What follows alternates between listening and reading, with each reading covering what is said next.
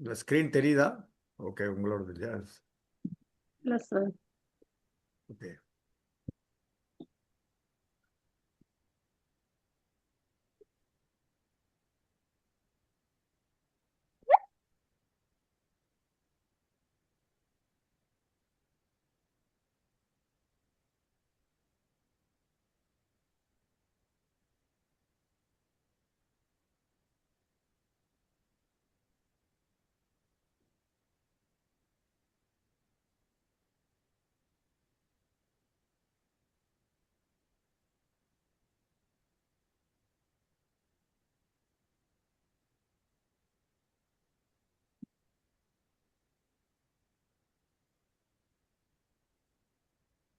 இப்போ தெரியுதா screen? Okay okay sir. Okay okay sir. Ya, அனைவருக்கும் இனிய மாலை வணக்கம். முதலாக இன்று அன்னையர் தினம். இங்கு வந்திருக்கும் அனைத்து அன்னையருக்கும் லீ குரூப் சார்பாக அன்னையர் தின வாழ்த்துக்கள். எஸ்பெஷலி இன்றைய சிறப்பு விருந்தினர் முனைவர் தேவ எழுமலை ஐயா அவர்களையும் மற்றும் இந்த பயிற்சி முகாமிற்கு இணைந்திருக்கும் அனைத்து உறுப்பினர்களுக்கும் எங்களது மாலை வணக்கத்தை சொல்லி வருக என்று வரவேற்கிறோம். இது எங்களது லீ குரூப் அனைவரையும் வரவேற்கிறது. எங்களது சிஓடி மெம்பர்ஸ் சார்பாக உங்களை வருக என்று வரவேற்கிறோம். இது நம்ம centre of excellence in training to life insurance agents. தொட்டனை தோறும் மணற்கேணி மாந்தற்கு கட்டணை தோறும் அறிவு என்கிற மாதிரி இன்னைக்கு 90வது அடி தோண்டி கொண்டிருக்கிறோம். கல்வி ஒன்றே சிறந்த செல்வம், அதில் எந்த மாற்று கருத்தும் இல்லை. இது எங்களோட விஷன், கமிட்மெண்ட். உங்கள் எல்லாருக்கும் தெரிஞ்சிருக்கும். படிச்சுட்டே இருக்கணும், கண்டினியூஸ் ஜேர்னி அப்படிங்கிறது தான் எங்களோட இது. இன்னைக்கு 90வது பயிற்சி முகாம் சக்சஸ்ஃபுல்லி வெற்றிகரமாக வீர நடை போற்று இந்த லீ குரூப் சிறப்பாக முகவர் பணியில் சிறந்து விளங்குகிறது என்பதில் எள்ளளவும் ஐயமில்லை. இது எங்களது பயிற்சியாளர்கள், ஃபேக்கல்டிஸ், ட்ரெயினர்ஸ், சாதனையாளர்கள் எல்லாரும் எங்கள் குரூப்புக்கு 43 பேருக்கு மேலே இதுவரைக்கும் எங்களுக்கு ஆதரவு தந்திருக்கிறார்கள். இன்றைக்கு முனைவர் தேவ எழுமலை ஐயா அவர்களும் இந்த குழுவில் சேர்ந்துள்ளார்கள். மிக்க நன்றி ஐயா. உங்களை சிகப்பு கம்பள வரவேற்புடன் வருக என்று லீ குரூப் சிஓடி மெம்பர் சார்பாக வரவேற்கிறோம். ஒன்ஸ் அகைன் இது எங்களது பயிற்சி வகுப்புகள் இதுவரைக்கும் என்ன நடந்திருக்கோங்கிறது ஒரு சின்ன பட்டியல். எல்லாம் தெரிஞ்சிருக்கோம், எல்லாமே யூடியூப்ல இருக்கு. ஜஸ்ட் ஒரு கிளான்ஸ் பார்த்துக்கலாம். எல்லாம் ஒரு நம்ம குரூப்ல வந்து கேப்ஷனை கிளிக் பண்ணீங்கன்னா எல்லா சேனல் செஷன்ஸும் வரும். நீங்க படிச்சு ரெஃப்ரெஷ் பண்ணிக்கலாம். இன்னைக்கு கனவின் நினைவே காப்பீடு ஐயா முனைவர் தேவ எழுமலை ஐயா இந்திய ஆயுள் காப்பீட்டுக் கழகம் புதுச்சேரி கிளையிலிருந்து வேலூர் கூட்டத்திலிருந்து வருகிறார். அவர்களை வரவேற்கும் விதமாக எங்களது சிஓடி மெம்பர் மிஸ்ஸஸ் கல்யாணி மேடத்தை வருக என்று வரவேற்று அவருக்கு வரவேற்புரை வழங்குமாறு கேட்டுக்கொள்கிறேன். Madam, over to you. Okay sir. அனைவருக்கும் வணக்கம். அனைவருக்கும் அன்னையர் தின வாழ்த்துக்கள் சிஓடி மெம்பர் சார்பாக கேட்டுக்கொள்கிறேன். இன்று நமக்கு சிறப்பு விருந்தினர் தேவ ஏழுமலை ஐயா அவர்கள் தேவராஜ் குணபுஷ்பம் அவர்களுக்கு மகனாக பிறந்துள்ளார். குடும்பம், மனைவி, மகன், மகள். அவருடைய கல்வி தமிழ் இலக்கியத்தில் முதுகலை பட்டம் பெற்றுள்ளார். நவீன இலக்கியத்தில் முனைவர் பட்டம், அதாவது PhD முடித்துள்ளார். இளம் ஆசிரியர் பயிற்சி கல்வி முடித்துள்ளார். கம்பன் கழகம் புதுச்சேரியில் மெம்பராக உள்ளார். புதுச்சேரி, சென்னை தொலைக்காட்சியில் செய்தி வாசிப்பாளராக அனுபவம் பெற்றுள்ளார். நேரலை நிகழ்ச்சி தொகுப்பாளராக உள்ளார். தமிழ் விரிவுரையாளராக உள்ளார். 1994 முதல் பகுதி நேர காப்பீட்டு நெறியாளராகவும் பிறகு 2000 ஆண்டு முதல் முழு நேர காப்பீட்டு நெறியாளராகவும் உள்ளார். தொடர்ந்து 16 வருடமாக சிஎம் கிளப் மெம்பராக இருக்கிறார். 6 முறை எம்டிஆர்டி முடித்துள்ளார். Star health, Bajaj health insurance முகவராகவும் உள்ளார். பிஎன்ஐ சாப்டர் ரோட்டரி கிளப்பில் இருக்கிறார். பாலிசி கேர் அண்ட் சர்வீஸ் என்ற அலுவலகம் வைத்து முகவர்களுக்கு பாலிசிதாரர்களுக்கு சர்வீஸ் செய்து வருகிறார். இப்படி பன்முக திறமை கொண்ட நமது பயிற்சியாளர் திரு தேவ ஏழுமலை அவர்களை நமது சிஓடி மெம்பர் சார்பாகவும் லீ உறுப்பினர் சார்பாகவும் வருக வருக என வரவேற்கிறேன். மிக்க நன்றி மேடம். ஐயா முனைவர் தேவ ஏழுமலை அவர்களை இப்பொழுது வரவேற்கிறோம்.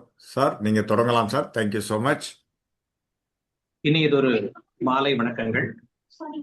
போற்றுதலுக்கும் பாராட்டுதலுக்கும் உரிய மாண்பமை மிக்க லீ சிஓடி குழுமத்தினுடைய தலைவர் அவர்களே, சிறப்பானதொரு வரவேற்புரை வழங்கிய அம்மையார் அவர்களே, வாரந்தோறும் நடாத்துகின்ற பயிற்சி முகாம்களில் பங்கேற்று சிறப்பானதொரு பயிற்சியை பெற்று இந்திய சமூகத்திற்கு காப்பீட்டுத் துறையின் வலிமையை உணர்த்துவதற்காகவே வாழ்ந்து கொண்டிருக்கின்ற அன்பு உள்ளங்களே, சுவைஞர் இன்றி கவிதை ஏது, கவிஞன் கவிதை இன்றி ஏது என்கின்ற சிந்தனைக்கேற்ப சிந்தனை வளம்தான் மனிதனின் அடையாளம் என்பதை அடையாளப்படுத்தி வருகின்ற அன்பிற்குரிய லீ சிஓடி குழுமத்தின் தலைவர் ராஜகோபாலன் ஐயா அவர்களுக்கு என்னுடைய மனமார்ந்த நன்றிகள். உலக அளவிலே நோய் தொற்று உண்டான பிறகு ஏற்பட்ட மாற்றங்களுக்கு அளவேதும் இல்லை என்பார்கள் உளவியல் நிபுணர்கள். நண்பர்களே, நடைமுறை வாழ்வியலில் நாம் நாள்தோறும், மணிதோறும், நிமிடங்கள் தோறும், வினாடி தோறும் கற்றுக்கொண்டேதான் இருக்கின்றோம். ஆனால் அடுத்து என்ன நிகழும் என்பதை நாம் அறிவோமா? வள்ளுவனின் சிந்தனைகளை வாழ்வியல் ஆதாரமாக நாம் பெற்று விளங்குகின்ற பொழுது நம் வாழ்வியல் தத்துவங்கள் சமூக மாற்றத்திற்கு அடித்தளமாக அமைகிறது என்றால் அது மிகை அன்று. அப்துல் கலாமின் அற்புதமான ஒரு கருத்தை முன்வைத்து தொடங்குகின்றேன். கனவு என்கின்ற முதல் ஸ்லைடு ஐயா அவர்களே.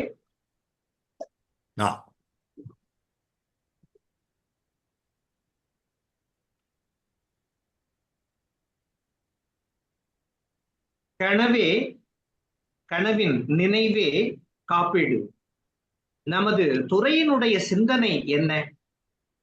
நாம் என்ன செய்து கொண்டிருக்கிறோம்? வாசலில் நின்றது நிழல்தான், மனதில் நின்றது நினைவேதான். நிழலை தேடும் நினைவுகள் தான் காப்பீடு. உன் ரேகையை பார்த்து உன் எதிர்காலத்தை சொல்லுகின்ற உலகத்தில் நீ வாழ்கின்றாய். கைகளே இல்லாதவனுக்கு எதிர்காலம் இருக்கின்றதா? எண்ணிப்பார் மகனே என்று சொல்லுகின்றார் நம் மனத்திலே வாழும் மாண்பமை மிக்க அப்துல் கலாம் அவர்கள். உன் கை ரேகை பார்த்து எதிர்காலம் சொல்லுகின்ற காலத்திலே வாழ்ந்து கொண்டிருக்கின்ற மனிதனே, இரு கைகளும் இல்லாதவனுக்கு எதிர்காலம் உண்டா என்கின்ற வினாவோடு தொக்கி நிற்கின்ற சிந்தனையை நம்முள் பதித்திருக்கிறார். கனவின் நாயகன், இளைஞர்களின் எழுச்சி பட்டாளம், சிந்தனையின் தெளிவான அணுகுமுறையிலே பயணத்தை நமக்கு தொடங்கி கொடுத்திருக்கின்ற மாண்பமை மிக்க அப்துல் கலாம் அவர்கள். வாசலில் நின்றது நிழல்தான், மனதில் நின்றது நினைவேதான். அந்த நினைவும் நிழலும் தான் காப்பீட்டின் அடிப்படை தளம் என்றால் அது மிகையன்று. நெருநல் உளன் ஒருவன் இன்றில்லை என்னும் பெருமை உடைத்தி உலகு. வள்ளுவனை அடையாளப்படுத்தும் அரிய தருணம் இது. வள்ளுவன் சொல்கின்ற சிந்தனை என்ன? நெருநல் உளன் ஒருவன் இன்றில்லை என்னும் பெருமை உடைத்தி உலகு. நேற்று வரலும் நலமோடு இருந்தார்கள். இன்னைக்கு கூட ஒரு முக்கியமான விழாவுக்கு சென்னைக்கு போயிட்டு வந்துட்டு இருந்தாருங்க. வந்து வீட்டுல அழகா மகிழ்ச்சியா உட்கார்ந்தாருங்க. அதுக்கப்புறம் சாஞ்சாருங்க. அதுக்கப்புறம் எந்திரிக்கவே இல்லைங்க. என்ன ஆச்சுங்க அவருக்கு? ஒண்ணும் ஆகவில்லை. வாழ்வு நிறைவு பெற்று விட்டது. அவருடைய நினைவுகள் கனவாகவே போய்விட்டது. ஏனென்றால் அவரிடம் போதிய அளவிற்கு காப்பீடு இல்லை என்பதே நிதர்சனமான உண்மை. வள்ளுவன் அழகாக சொல்கிறான், நீண்ட நாட்கள் வாழ்ந்திருக்கலாம், நீண்ட செயல்பாடுகளை செய்திருக்கலாம், நீண்ட நிகழ்வுகளுக்கு கதாபாத்திரமாக இருந்திருக்கலாம். ஆனால் போதிய அளவிற்கு அழகாக அதை நாம் இங்கே எடுத்துக்கொள்ள வேண்டும். காப்பீடு செய்யவில்லை. அவரின் கனவுகள் நினைவு ஆகவே இல்லை. வாழ்வியலுக்கு அப்பாற்பட்டு விட்டது. தலைப்பை ஐயா அவர்கள் சொல்லுங்கள் என்றார். மனதிலே உதித்தது கனவின் நினைவே காப்பீடு. நாம் நம்முடைய பயணத்தை இனி அழகாக தொடங்குகின்றோம். வாருங்கள் நண்பர்களே. சார் ஒரு நிமிஷம். நண்பர்களே, சாரோட வீடியோ அண்ட் ஸ்கிரீன் ரெண்டும் தெரியறது இல்லையா? ஸ்லைடு தெரியுது சார். Okay, right. ஏன்னா நான் ஷேர் பண்றேன், அதனால கேட்டேன். Okay, right. ஐயா, அதே வள்ளுவன் மிக அற்புதமாக இன்னொன்றை அடையாளப்படுத்துகிறான். காப்பீட்டுத் துறைக்கு மிக அத்தியாவசியமானது என்ன என்பதை நாம் உளம் தாங்கிக் கொள்ள வேண்டும். ஏறு உழவனுக்கு அந்த நிலம் மிக முக்கியமானது.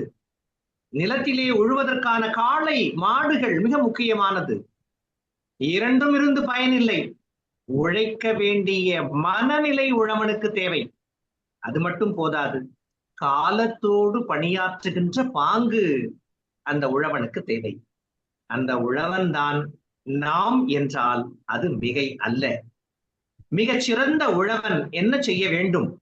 நாள்தோறும் பண்பட்ட நிலத்தை தேடி அலைய வேண்டும்.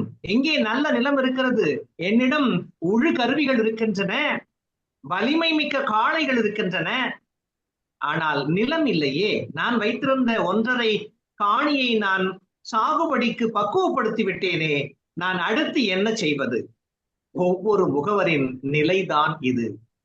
ஆனால் உலகம் மிக பெரியது என்பதை நாம் அடிக்கடி மறந்து விடுகிறோம். உலகளாவிய சிந்தனை கொள்கிறோம், உள்ளூர் அளவிலேயே செயல்படுகிறோம். எண்ணி பாருங்கள். எனக்கு தெரிந்த நண்பர் ஒருவர் இருக்கிறார். அவர் நல்ல சமைக்கக்கூடிய குணம் படைத்தவர். நல்ல சமையல் செய்வார், எல்லாருக்கும் கொடுப்பார்.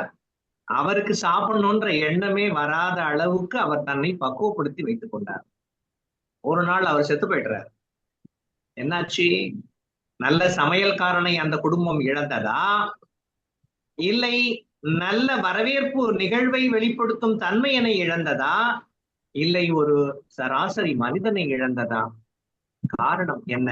அந்த மனிதனுக்கு, ஐயனே நீ உணவை எனக்கு கொடுக்கிறாய், என் குடும்பத்திற்கு கொடுக்கிறாய், என்னை சார்ந்தவர்களுக்கெல்லாம் கொடுக்கிறாய், ஆனால் உன்னை நீ பார்த்து கொள்வதிலே இருந்து தவறி விடுகிறாயே என்பதை சுட்டி காட்ட மறுத்ததுதான் இன்றைய குற்ற நிகழ்வுகளின் அடிப்படை சிந்தனை.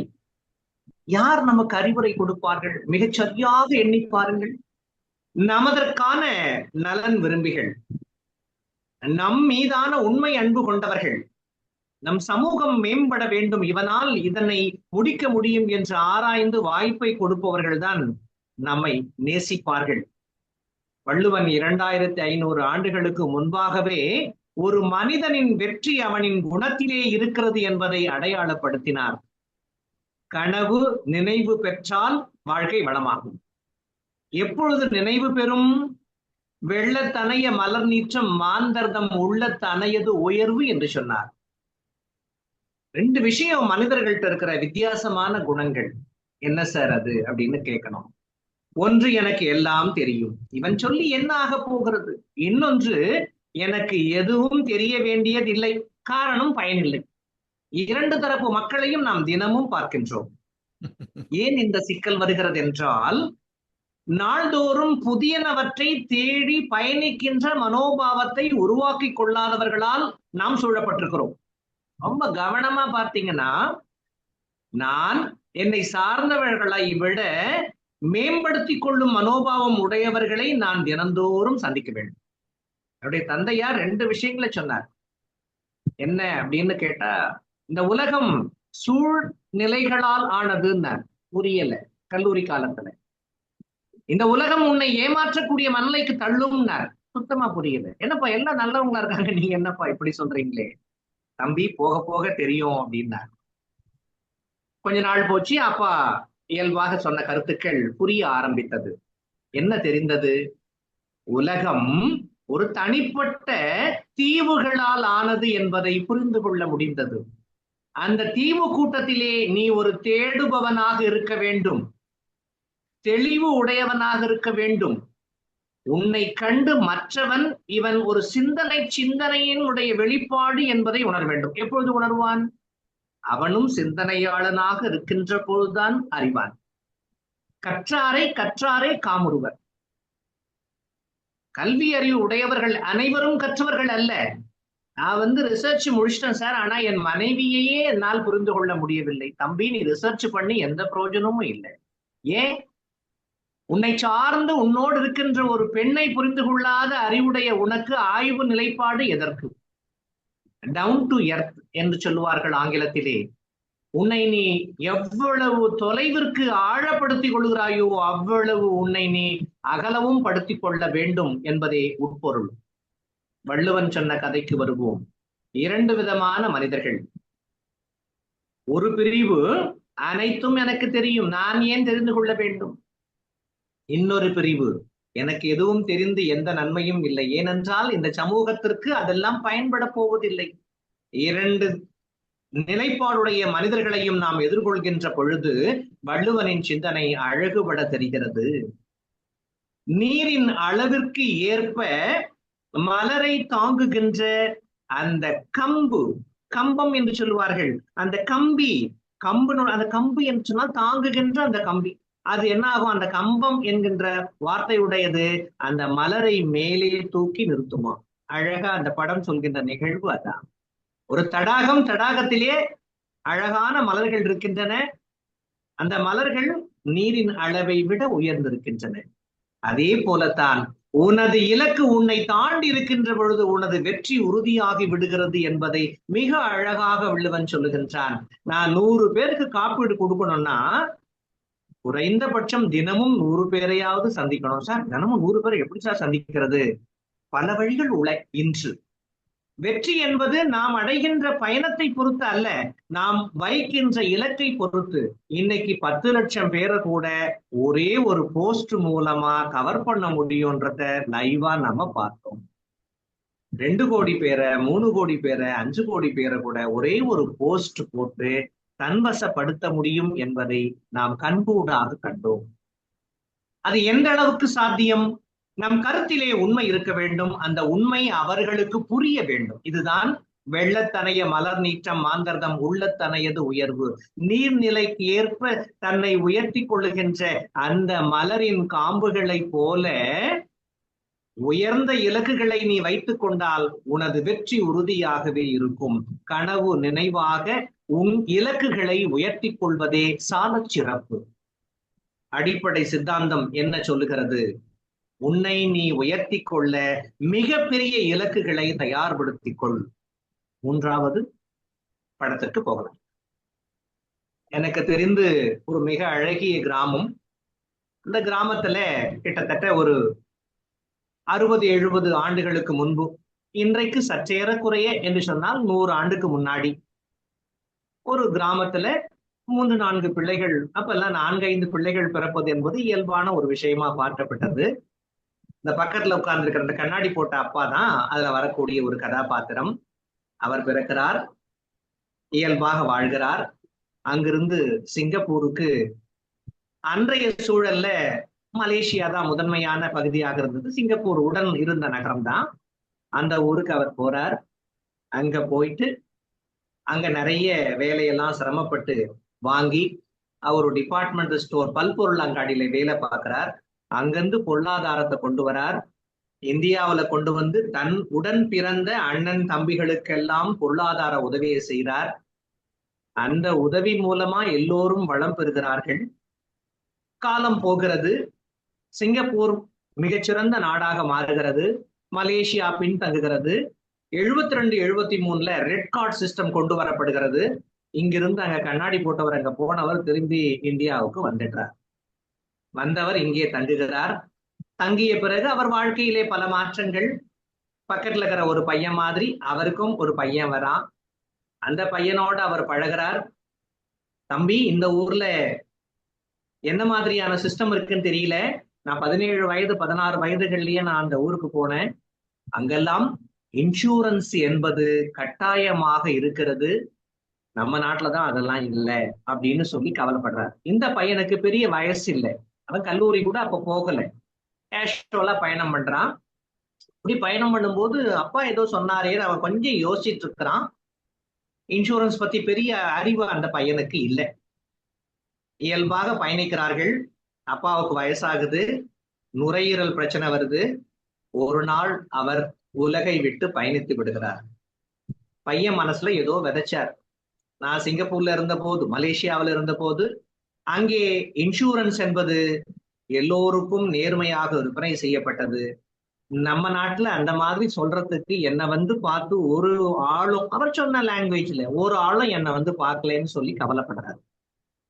கவலைப்பட்டவர் இயல்பா வயசானதுனால இறந்து போயிட்டார். அப்போ பையனுக்கு 19 தாண்டி 20 வயசாகுது. பையன் கல்லூரியை முடிக்கிறான். வழக்கமா இந்தியாவுல ஒரு பையன் ஒரு கல்லூரியில பிஏஓ எம்ஏஓ படிச்சுட்டு வரான்னா அவனுக்கு உடனே யாரும் வேலை கொடுத்துட மாட்டார்கள். இயல்பா ஏதோ ஒரு கம்பெனி வேலைக்கு போறான். இயல்பாக பயணம் செய்கிறான். அப்பா சொன்னது மனசுக்குள்ள லேசா ஓடிட்டு இருக்கு. ஆனா அவனுக்கு பெரிய அறிவு கிடையாது. அவர் சொல்லும் போது அங்கெல்லாம் இன்சூரன்ஸ் செய்யப்பட்டிருந்தால் அந்த மனிதன் இறந்து போய்விட்டால் அவனுடைய அந்த 16ஆம் நாள் நிகழ்வுக்கு முன்பாகவே பணம் தந்து விடுவார்கள் என்பதை அவர் சொல்லினது அவன் காதல விழும். Financial security, family protection, peace of mind, secure future, இந்த 4 விஷயத்த அந்த பையனோட மனசுல அவர் லேசா பதிவு பண்றார். அவனுக்கு கல்லூரி முடித்த ஒரு பையனுக்கு பெரிய இன்சூரன்ஸ் அறிவுரை எல்லாம் இருக்கும் என்று சொல்ல முடியாது. ஏதோ அவன் கிடைத்த வேலையிலே பயணம் செய்கிறான். கிராம வாழ்க்கையிலிருந்து நகர வாழ்க்கைக்கு வந்தவனுக்கு எதை சொன்னாலும் நம்பும் பண்பு உண்டு. காரணம், நகரத்துல இருக்கிறவங்க கிராமத்துல இருக்கிறவங்களோட வெள்ளையா இருப்பாங்களாம். வெள்ளையா இருக்கிறவங்க போய் சொன்னா அது எடுபடாது, அவங்க உண்மைதான் சொல்லுவாங்கன்றது எல்லாரும் சொல்லி அவனுக்கு எடுத்து கேஷுவலா அவன் பயணம் போகிறது. அந்த பையன் யாரோ ஒரு நண்பரின் வாயிலாக அங்க ஒரு டெவலப்மெண்ட் ஆபீசர் வந்து பாக்குறாரு அந்த பையனை. அந்த பையன் கிட்ட கேட்கிறார், தம்பி நீ சின்ன பையனா இருக்கிற, டிகிரி படிச்சிருக்கிற, நீ இன்சூரன்ஸ் சேல் பண்றியா அப்படின்னு கேட்கிறார். அந்த பையனுக்கு பெரிய அறிவில்லைன்றதுனால, இதெல்லாம் நமக்கு சரிப்பட்டு வராது சார், எங்க அப்பா கூட அந்த காலத்துல சொன்னாரு, ஏதோ இன்சூரன்ஸா இந்தியாவுல சரியா சொல்றதுக்கு ஆள் இல்லையா. அந்த மாதிரி சூழல்ல அவர் சொல்லிட்டு போகும்போது, அவர் இறந்த பிறகு எனக்கு ரொம்ப கடினமா தான் என் வாழ்க்கை என்னை இருத்தியது. ஆனாலும் சரியா இன்சூரன்ஸ் சொல்றதுக்கு ஆள் இன்னும் வரல. எங்க அப்பாவை பார்த்து சொல்லியிருந்தா கண்டிப்பா அவர் இன்சூரன்ஸ் எடுத்திருப்பாரு சார். ஏதோ நீங்க வந்துட்டீங்க, நான் என்னாலாம் அந்த தொழிலுக்கு போறது சிரமம், வந்துட்டீங்க, எனக்கு வேணா அப்பா சொன்ன மாதிரி ஒரு இன்சூரன்ஸ் பாலிசி கொடுத்துட்டு போங்கன்னு சொல்லிட்டு அந்த பையன் விலகிறான். அந்த டெவலப்மெண்ட் ஆபீசர் தெளிவா ஒண்ணு சொல்றார், அடுத்த வாரம் வருகிறேன், சிந்தனை செய்து வை, நிச்சயமா நீ ஒரு அட்வைசரா ஒரு ஏஜென்சி எடுத்து பண்ணுங்க தம்பின்ட்டு போறாரு. பையனோட இருந்த நண்பர் சொல்றார், நீங்க கவலைப்படாதீங்க, உங்களுக்காக நான் ஒரு பாலிசி எடுத்துக்கிறேன், நீங்க அவர் சொன்ன வேலையை செஞ்சுதான் பாருங்களேன்னு சொல்றார். இவன் மனதிலே அப்பொழுதுதான் ஒரு சின்ன துளிர் விடுகிறது. நம்மை யாரோ ஒருவர் நம்புகிறார், நாம் ஏன் வந்தவரை நம்பக்கூடாது என்று தோன்றுகிறது. பகுதி நேரமாக 1994 ஏஜென்சி எடுத்த அந்த குட்டி பையன்தான் உங்கள் முன் இப்பொழுது உரையாற்றி கொண்டிருக்கின்ற தேவ ஏழுமலை. அருமை அருமை. அந்த கிராம நிகழ்வுகளை ஏன் இங்கே சுட்டி காட்ட வேண்டும்? டெவலப்மெண்ட் ஆபீசர் மீது நம்பிக்கை, தன்னோடு வேலை பார்த்து கொண்டிருந்த ஒருவர் என் மீது வைத்த நம்பிக்கை, நம்மாலும் காப்பீட்டை விற்பனை செய்ய வேண்டும் என்று சில ஆண்டுகளுக்கு முன்பு தந்தை விதை போட்டு விட்டு சென்றார். அவருக்கு யாரோ ஒருவர் செய்யாததை நாம் பல பேருக்கு செய்ய வேண்டும் என்று மேற்கொண்ட அந்த பகுதி நேர பணிதான் இங்கே உங்கள் முன் அடையாளப்படுத்தியது திரு ராஜகோபால் ஐயா அவர்களின் நெறி ஆள்கையோடு. காப்பீட்டுத்துறை என்பது கவர்ச்சியானது அல்ல, கடினமானதும் அல்ல, ரசிக்க வேண்டிய ஒரு துறை. அந்த குட்டி பையன் தந்தையின் மூலமாக காப்பீட்டின் மதிப்பை உணர்ந்தான், தன் பணியை அதனுள்ளே அழைத்து சென்றான் என்றால் ரசிக்கும்படியாகவே அவன் இன்னும் அதை நேசித்துக் கொண்டிருக்கிறான். அடுத்த ஸ்லைட் போய்விடுவான்.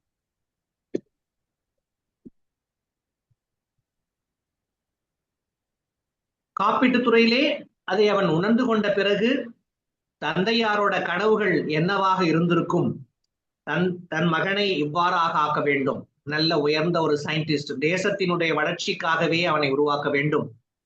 பெண்களுக்கு நிதானம் பிரதானம். மகளிர் தின விழாவிலே மகுடம் சூடி கொண்டிருக்கின்ற மகளிர் இன்று சிறப்பு நிலை அடைவதற்கு மருத்துவத்துறை சிறப்பு என்று அவர் மகளை கூட அவர் எண்ணி பார்த்திருக்கலாம். ஒவ்வொரு துறையிலும் ஒவ்வொரு சாதுரியம் இருக்கிறது. தன் குழந்தைகளை வளர்க்க வேண்டும் இப்படியெல்லாம் என்று அவர் கற்பனை செய்து பார்த்திருக்கலாம். இந்த தந்தையின் பயணம் புதிய அணுகுமுறை. கிராமிய சிந்தனையிலே அவர் இருந்தாலும் தன் குழந்தைகள் உயர்ந்த நிலைக்கு வர வேண்டும் என்பதை அவர் எண்ணி பார்த்த தருணத்தை நினைவுகளோடவே வைத்திருக்கிறார். அவர் வாழ்வியல் நிறைவு பெறுகிறது. அதை அறிந்தோ அறியாமலோ காப்பீட்டுத் துறை உயிர் பெறுகிறது. அடுத்த ஸ்லைட் போகலாம். பொதுவாக காப்பீட்டுத் துறையிலே முகவர்களுக்கான வாய்ப்பாக என்னென்ன காத்திருக்கிறது, அதுதான் நம்முடைய பயிற்சியினுடைய அணுகுமுறை, தத்துவார்த்த சிந்தனை. ஒரு மனுஷனுக்கு நாம என்னெல்லாம் சொல்றோம் அப்படின்னா, நீங்க இன்சூரன்ஸ் எடுத்துங்க சார், திடீர்னு ஹார்ட் அட்டாக்ல செத்து போயிட்டா ஃபேமிலிய எல்ஐசி பார்த்துக்கோ அப்படின்னு சொல்றோம், இன்சூரன்ஸ் கம்பெனி பார்த்துக்கோன்னு சொல்றோம். ஹார்ட் அட்டாக் வந்துதான் அவர் இறந்து போகணுன்றதுலாம் அவசியமே இல்லை. ஒரு மனிதனுக்கு பல்வேறு இடையூறுகள் இருக்கிறது. ஒரு 100 ஆண்டை நாம் பின்னோக்கி பயணித்து பார்த்தோம் என்று சொன்னால், நம்மை அறியாமலேயே ஆண்டுதோறும் ஏதாவது ஒரு 5000 பேர்ல இருந்து 25,000 பேர் இந்தியாவில இறந்து போறதுக்கு இந்த 5 காரணிகள் நேரடியாகவே தாக்கத்தை தருகின்றன. ஒன்று, வறட்சி. இது பொதுவா எல்லா இடத்துலயும் மன அளவுலயும் இருக்கு, உடம்பு அளவுலயும் இருக்கு, பொருளாதார அளவுலயும் இருக்கு, டிராஃப்ட். அடுத்தது எர்த்குவாக். இந்தியாவில ஏதோ ஒரு இடத்துல நில அதிர்வு இருந்து கொண்டுதான் இருக்கிறது. இரண்டாவது மிகப்பெரிய பிரச்சனை இது. மூன்றாவது, கடலால் ஏற்படுகின்ற சாதாரண நிகழ்வுல மாறுபட்ட அசாதாரணமான நிகழ்வு ஆழி பேரலை, சுனாமி. இது எங்கோ நடக்குது, பெரிய அலை வந்து அடிச்சாதான் சார் கிடையாது. கடலிலே பயணிக்கின்ற மீனவ நண்பர்கள் கடலுக்குள்ளே விழுந்து விட்டால் அவர்கள் மூச்சடைந்து மாண்டு போகின்ற பொழுது அந்த வீட்டிலே நிகழ்வதுதான் சுனாமி. யோசித்து பாருங்கள். 3 புறமும் கடலை ஒட்டி இருக்கின்ற இந்திய பெருநாட்டிலே உணவுக்காக மிக முக்கியமான ஒரு இயற்கை உணவை கொண்டு வருகின்ற அவர்களுக்கு வாழ்வியல் தத்துவம் சொல்கிறது என்ன? வாழ்வு முடிகின்ற பொழுது சுனாமியாக அது வெளிப்படுகிறது. இயற்கையான சுனாமி எப்பொழுதும் வரக்கூடாது என்பதே நமது பிரார்த்தனை. பேண்டமிக், டிசீஸ் பேண்டமிக், நம்மை அறியாமலே நோய் பற்றிய பயம். முட்டையை தொடாத, முட்டையால இது பிரச்சனை வருது. நாய்களை வளர்க்காதீர்கள், நாயால இந்த பிரச்சனை வருது. பறவைகளை வளர்க்காதீர்கள், உணவு கொடுக்காதீர்கள், இவர்களால் இந்த பிரச்சனை வருகிறது. உணவு கூடங்களுக்கு செல்லாதீர்கள், அங்கே நோய் தொற்று அதிகமாக இருக்கிறது. சமீபத்துல ஒரு கல்வி நிலையத்துல பாம்பு கறியெல்லாம் வந்து பரிமாறப்பட்டு 100 குழந்தைகள் என்ன ஆனார்கள், உடல்நல ரீதியாக பாதிக்கப்பட்டு பள்ளியிலே இருந்து அவர்கள் விலக்கி வைக்கப்படுகின்ற சூழல் உருவானது. ஏன் இந்த கொடூரமான நிகழ்வு? நம்மை அறியாமலேயே வியாதியை உருவாக்குகின்ற பயத்தை, நம்மை அறியாமலேயே நம்மோடு கலந்து வருகின்ற நிகழ்வையும் நாம் பார்க்க முடிகிறது. அடுத்தது சைக்ளோன். ஏதாவது ஒரு பகுதியில் இருந்து ஆண்டுதோறும் இந்த பிரச்சனை வந்து கொண்டேதான் இருக்கிறது. சென்னை புயல் பிரபலம், ஹைதராபாத், விசாகப்பட்டினம், ஒடிஷா, கொல்கத்தா, அந்த பக்கம் பார்த்தோம்னா மேற்கத்திய பகுதிகளில் இருக்கக்கூடிய எல்லா ஸ்டேட்ஸ்லயும் இந்த பிரச்சனை மறைமுகமாகவும் நேரடியாகவும் வந்து கொண்டேதான் இருக்கிறது. பிரச்சனைகளை நாம் புரிந்து கொண்டால்தான் தீர்வுகளை நம்மால் உருவாக்க முடியும். இந்த தீர்வுகளை நாம் எப்படி உருவாக்க முடியும்? இதெல்லாம் தாண்டிதான் இயற்கை மரணம், இதெல்லாம் தாண்டிதான் நோய்வாய்ப்பட்டு அதனுடைய பாதிப்புக்கு உள்ளாகி மரணம், அதெல்லாம் தாண்டிதான் எதிர்பாராத விதமாக விபத்தின் பாதிப்பை உள்ளடக்குகின்ற சூழல்கள். இந்த 9 பிரச்சனைகளையும் உள்ளடக்கிய மனித வாழ்க்கை எவ்வளவு கடினமாக இருக்கிறது. ஏன் நாம் இவர்களை, இந்த சிந்தனைகளை, இந்த பிரச்சனைகளை நாம் நினைத்து பார்ப்பதே இல்லை? தினம் தினம் செய்ய வேண்டிய வேலை, முகவருடைய அடிப்படை பணி என்ன? ஒருவர் பிறப்பு முதல் வாழ்க்கையை முடிக்கும் வரை என்னென்ன சிக்கல்களை எதிர்கொள்கிறார் என்பதை பட்டியலிட்டு கொண்டு அந்தந்த பகுதி வாரியாக அந்தந்த சூழலுக்கு ஏற்றவாறு நாம் அணுகுவதுதான் கனவுகளை நினைவாக மாற்றுவதற்கு, காப்பீட்டை விற்பனை செய்வதற்குரிய கருவியாக நாம் மேற்கொள்ள முடியும் என்பதற்கு உணர்த்துவதே இந்த நிகழ்வின் அடிப்படை தத்துவம். இயற்கை பாதிப்புகள், எதிர்பாராத நிகழ்வுகள், நோய்வாய்ப்பட்ட முடிவுகள், இந்த மூன்றையும் ஒரு தனி மனிதன் எதிர்கொள்கின்ற பொழுது அப்பப்பா குடும்பத்தை அவன் எங்கனம் காப்பது என்கின்ற கனவை நாம் மெய்ப்பட நிகழ்த்துவதற்கு முயற்சி மேற்கொள்கின்ற நிகழ்வாகத்தான் இந்த சூழலை நாம் பார்க்க முடிகிறது. அடுத்த ஸ்லைடில் பொதுவா நமக்கு வரலாறு மிக முக்கியமான ஒன்று. நாம என்ன சொல்லுவோம்? எங்க அப்பா எனக்கு அந்த வேலையை கொடுக்கல சார், நான் எல்ஐசில ஜாயின் பண்ணிட்டேன், வேலை பார்க்கறேன். இன்னும் இது போல சராசரி சிந்தனைகளை நம் மனதிலே இருந்து எடுக்க வேண்டும். காப்பீட்டு துறைக்கென்று மிக பிரபலமான, கவனிக்க தகுந்த முக்கியமான வரலாற்று அணுகுமுறை இருக்கிறது என்பதை நாம் உணர வேண்டும். ஏன் அவ்வாறு உணர வேண்டும்? காப்பீடு என்பது ஒரு முறையான நிதித்துறைக்கு உட்படுத்தப்பட்ட, பரிணாமிக்கப்பட்ட வரலாற்றை உள்ளடக்கியது. பண்டைய ரோமானிய புதைப்பு கழகங்கள்னா என்ன? ஒருத்தர் இறந்து போயிட்டார்னா அவரை இறுதி சடங்கு செஞ்சு அவருடைய வாழ்க்கையை ஒரு மரியாதையோடு அவரை முடிவுரை எழுதுவது.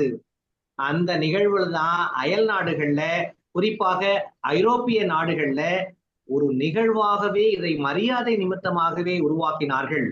அப்படி உருவாக்கப்பட்ட துறைதான் இது. அதற்கு அடுத்தது இதை முறைப்படுத்த வேண்டும். லண்டன்ல ஒரு காப்பீட்டு கொள்கையை கொண்டு வருகிறார்கள். அடுத்து வாழுகின்ற தன்மைக்கு ஏற்றவாறு ஒரு மனிதனுக்கு எவ்வளவு தொகையை அவன் செலுத்த வேண்டும் என்கின்ற ஒரு நிகழ்வை அவர்கள் கொண்டு வருகிறார்கள். ஒரு குறிப்பிட்ட வயதுல மிக சின்ன வயதா இருந்தா பிரீமியம் அதிகமா இருக்கணும், மிக பெரிய வயதா இருந்தா ரொம்ப கம்மியா கட்டினா போதும். என்ன காரணம்? அவர்கள் வாழுகின்ற காலம் மிக குறைவாக இருக்கும் என்பதனால். அழகா அதுல போட்டிருக்கான், 90 வயது உடைய ஒருவர் 102 ரூபாய் பண்ணா போதும். இங்க என்ன சொல்றான் அப்படின்னு சொன்னா, நமக்கு நோக்கம் அது கிடையாது. புரிந்து கொள்ளுகின்ற மனோபாவம். 18ஆம் நூற்றாண்டுகளிலே இது வேறு ஒரு பரிமாணத்தை நோக்கி பயணிக்கிறது. சூதாட்டம், பந்தயங்கள், அறிவியல் பூர்வமான இடர் மதிப்பீடு, இடர்னா துன்பம் என்று பொருள்.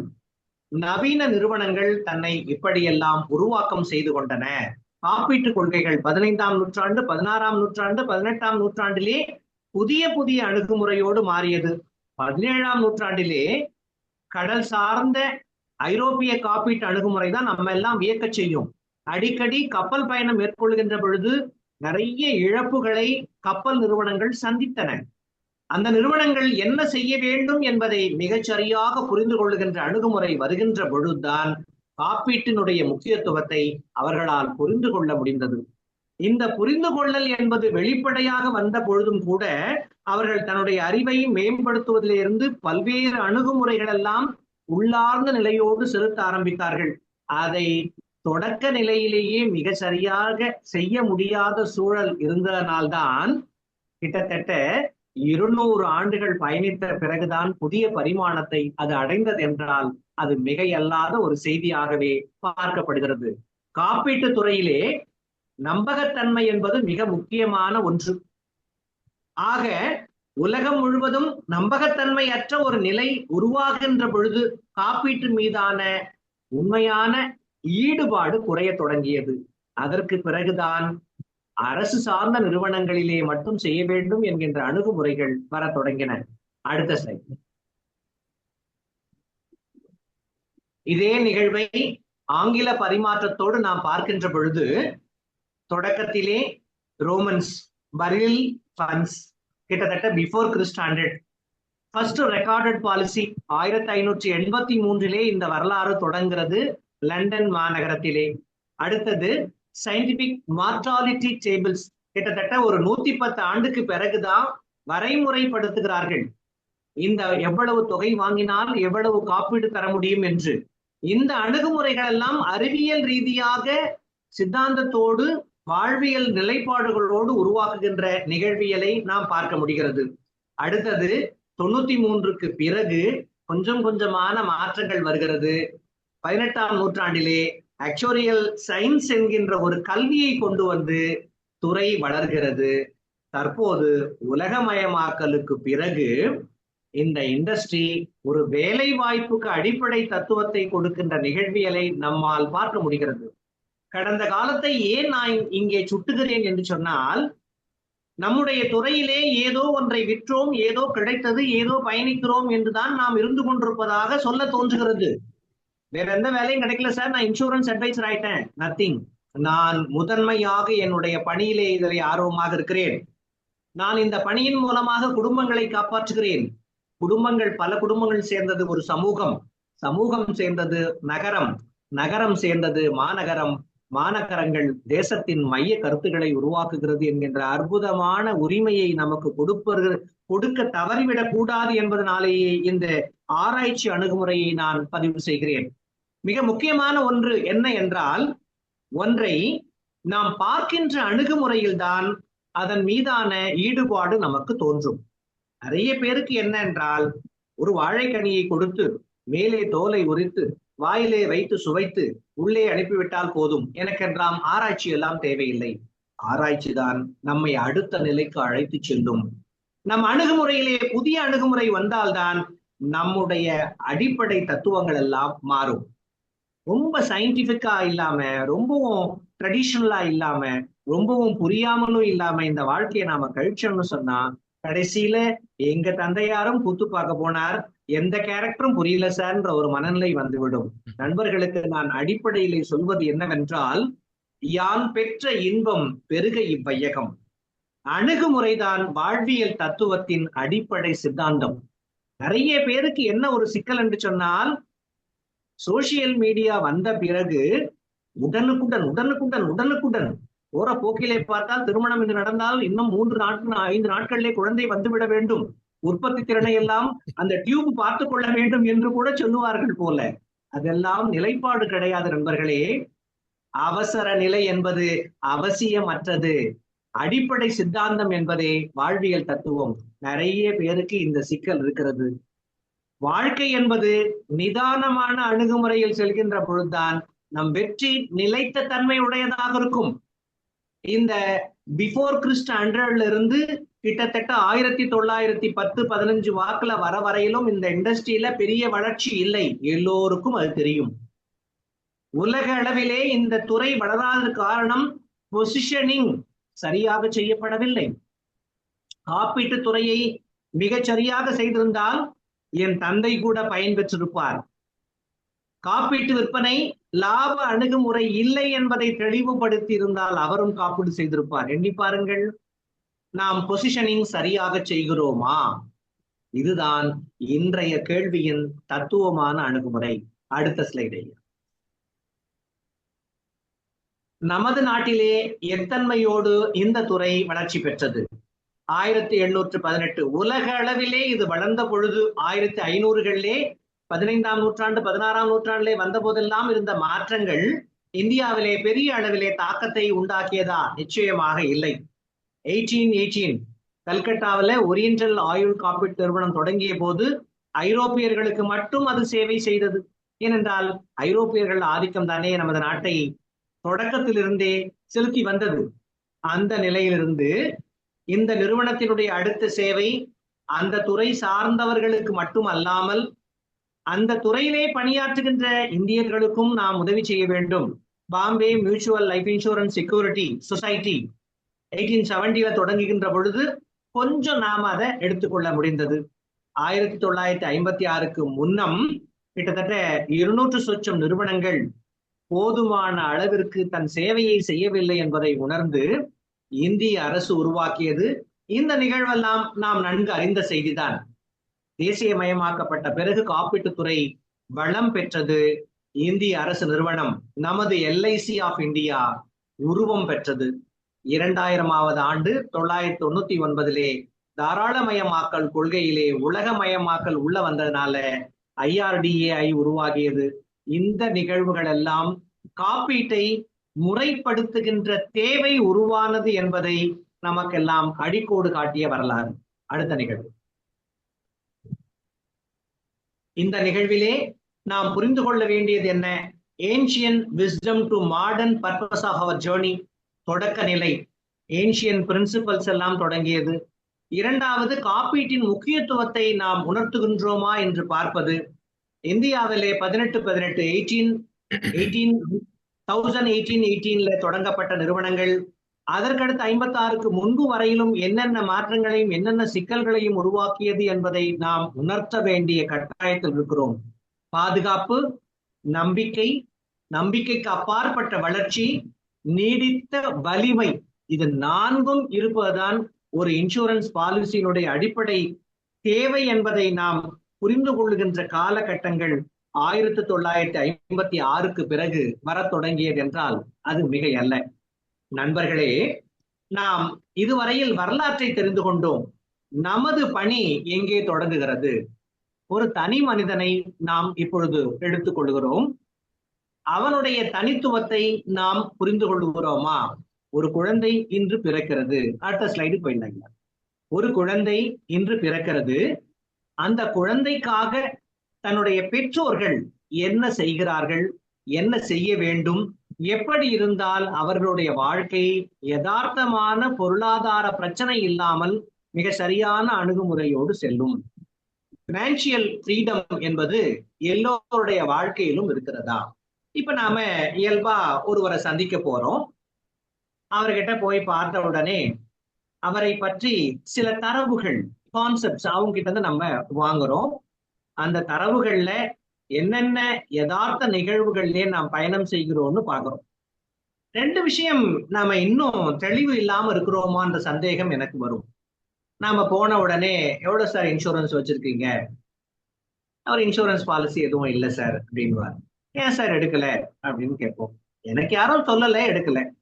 இப்ப நான் இன்சூரன்ஸ் ஏஜென்ட் சார் வந்திருக்கேன், நீங்க இன்சூரன்ஸ் பாலிசி ஒண்ணு எடுத்துங்க அப்படின்னு நம்ம சொல்லிட்டு அவர்கிட்ட ஒரு சின்ன பாலிசியை கொடுத்துட்டு ஒரு சம்மர் ஷூட் கொடுத்துட்டு நம்ம வாங்கிட்டு வந்துடுறோம். இது வழக்கமான ஒரு இன்சூரன்ஸ் அட்வைசர் செய்கின்ற வினை. ஆனால் என்ன செய்ய வேண்டும்? மினிமம் ஒரு நபரை நாம் சந்திக்கின்ற பொழுது ஒரு 3 முறையாவது அவரை நாம் சந்திப்பதற்குரிய வாய்ப்புகளை உருவாக்க வேண்டும். முதல் வாய்ப்பிலே அவர்களுடைய வருமானம் என்ன, செலவு என்ன, சேமிக்கின்ற வாய்ப்பு அவர்களுக்கு இருக்கிறதா, என்னென்ன சேமிக்கிறார்கள், இதை தெரிந்து கொண்டு வந்து விட்டால் போதும். என்னென்ன சேமிக்கிறார்கள், சேவ் ஃபர்ஸ்ட் ஸ்பெண்ட் நெக்ஸ்ட்னு சொன்னது காரணம் அதுதான். நான் என்னென்ன சேமிக்கிறேன், என்கிட்ட இருந்து ஒரு வருமானம் வருது, நான் அதை என்னோட வருமானத்துல இருந்து ஒரு பகுதியை என்ன பண்றேன், எமர்ஜென்சி ஃபண்டுக்கு வைத்துக் கொள்கிறேன். இன்னொரு பகுதியை இன்வெஸ்ட்மெண்ட் ஆங்கிள் ஒரு சேவிங்ஸ் வச்சிருக்கிறேன். அது என்னன்னு அவர் நமக்கு சொல்ல விரும்பல. 3வது, தினப்படியான செலவுக்கு நான் திட்டமிடுகிறேன். Emergency fund, investments, expenses planning. ஆனா இது இல்லாம 10 to 30% இமீடியட்டா ஒரு இடத்துல நான் என்ன பண்றேன், ரிசர்வ் பண்றேன், தனியா வைத்துக் கொள்கிறேன் அப்படின்ற ஒரு கருத்தை அவர் வச்சிருப்பார். ஆனா அதை அவர் சொல்ல விரும்ப மாட்டார். ரிமைனிங் அமௌண்ட்டை மருத்துவத்துறைக்காக நான் வச்சுக்கிறேன்னு சொல்லுவார். அப்போ அவர் என்னென்னலாம் தவறு செய்கிறார், அவரோட வாழ்க்கை நிலைப்பாடு என்ன? இப்ப நம்ம இன்னொரு முக்கியமான விஷயத்தையும் இதுல நம்ம மிஸ் பண்றோம்.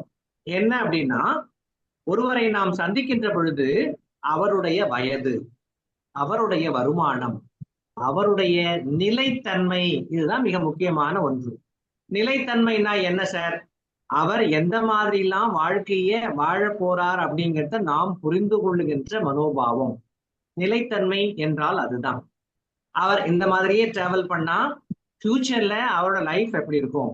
ஏன் இதெல்லாம் நம்ம யோசிக்கணும் அப்படின்னா, வருமானம் என்பதுதான் இன்னைக்கு மிகப்பெரிய பிரச்சனையா இருக்கு. 2-3% மக்கள் தான் இந்த இந்தியாவில நிம்மதியான வாழ்க்கை வாழ்கிறார்கள். அதை ஒத்துக்கொள்கிறீர்களா? 2-3% தான். என்ன சார் 98% நிம்மதியா இல்லையா? நிச்சயமாக இல்லை. ஏன் இல்லை என்றால் 98% பேர் அந்த 3% நசுக்கப்படுகிறார்கள். இதுதான் உண்மை. கொஞ்சம் ஓப்பனா தான் சொல்லணும், வேற வழி இல்லை.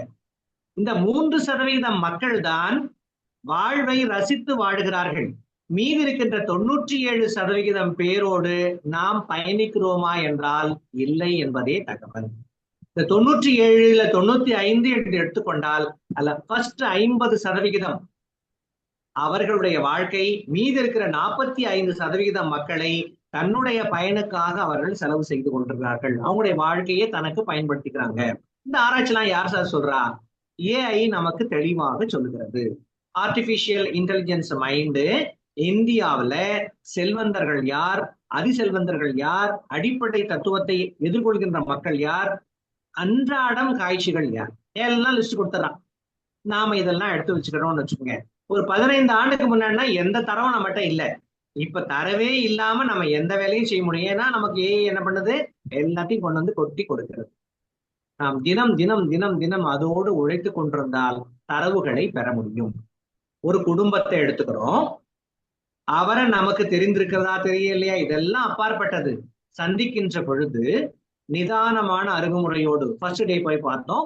அவர் என்ன பண்ணார், என்ன எடுத்தார், என்ன கொடுத்தார், எல்லாம் சொல்லி முடிச்சிட்டார். நாம திரும்ப அவருக்கு போறோம். அவரிடம் நாம் பல கேள்விகளை இனித்தான் கேட்க வேண்டும். அவர் என்ன சொன்னார்? 10-15% எனக்கு மிச்சப்படுதுன்னு சொல்லிட்டார். லைஃப் இன்சூரன்ஸ் இருக்கா? இல்ல சார். ஹெல்த் இன்சூரன்ஸ் இருக்கா? இல்ல சார். உங்க வீட்டுல வண்டி எல்லாம் வச்சிருக்கீங்களா? ரினிவல் பண்ணிட்டு இருக்கீங்களா? ஜெனரல் இன்சூரன்ஸ் இல்ல சார். நிறைய பேர் செய்யற முதல் தப்பும் அதுதான். வண்டி வாங்கி 10 வருஷம் ஆயிடுச்சு சார், இனிமே ஒண்ணும் செய்ய போறது இல்ல.